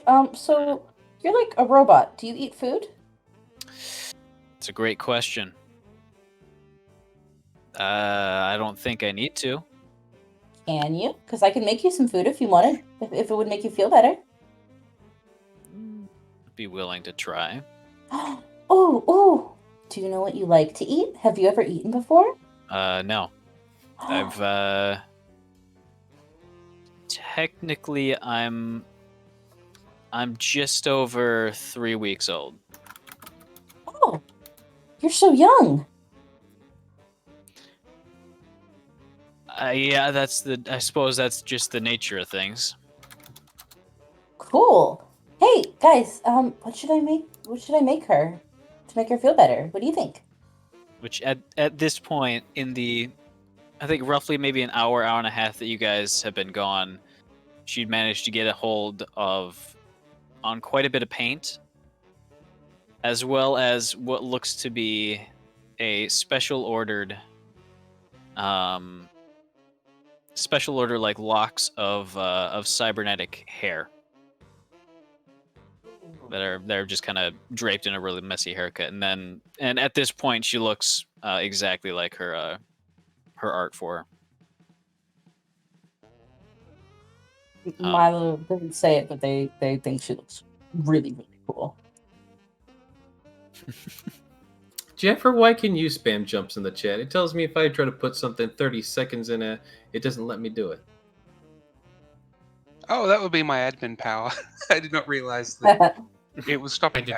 I'm going to stop jumping then. I'm going to stop now. Also, one corner of the hangar is just coated in paint. Oh no. Just splatters everywhere.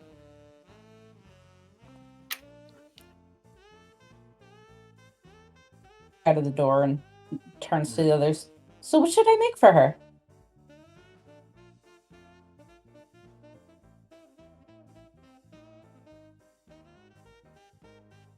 Hello? Well, the professor's not there with you. Professor would have gone back to working. Who is on Marra. around me? I guess maybe Samimi and Benny.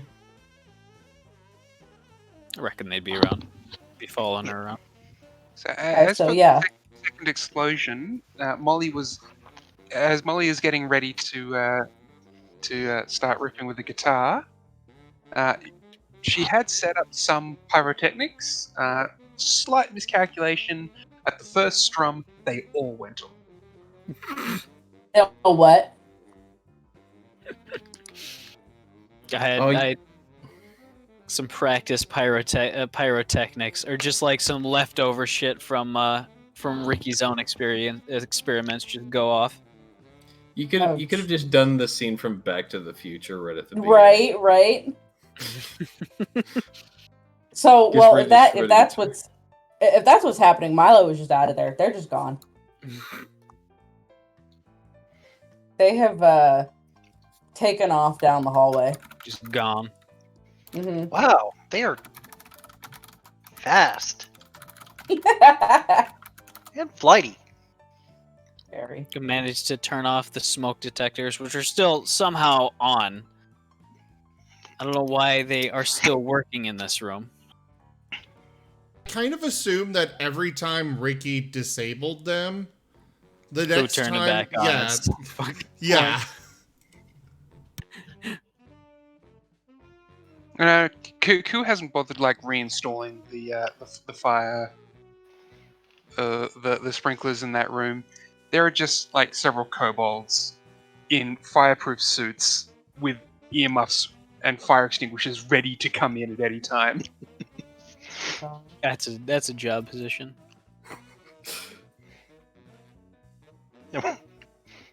They've even got that little that spinning light on their helmet.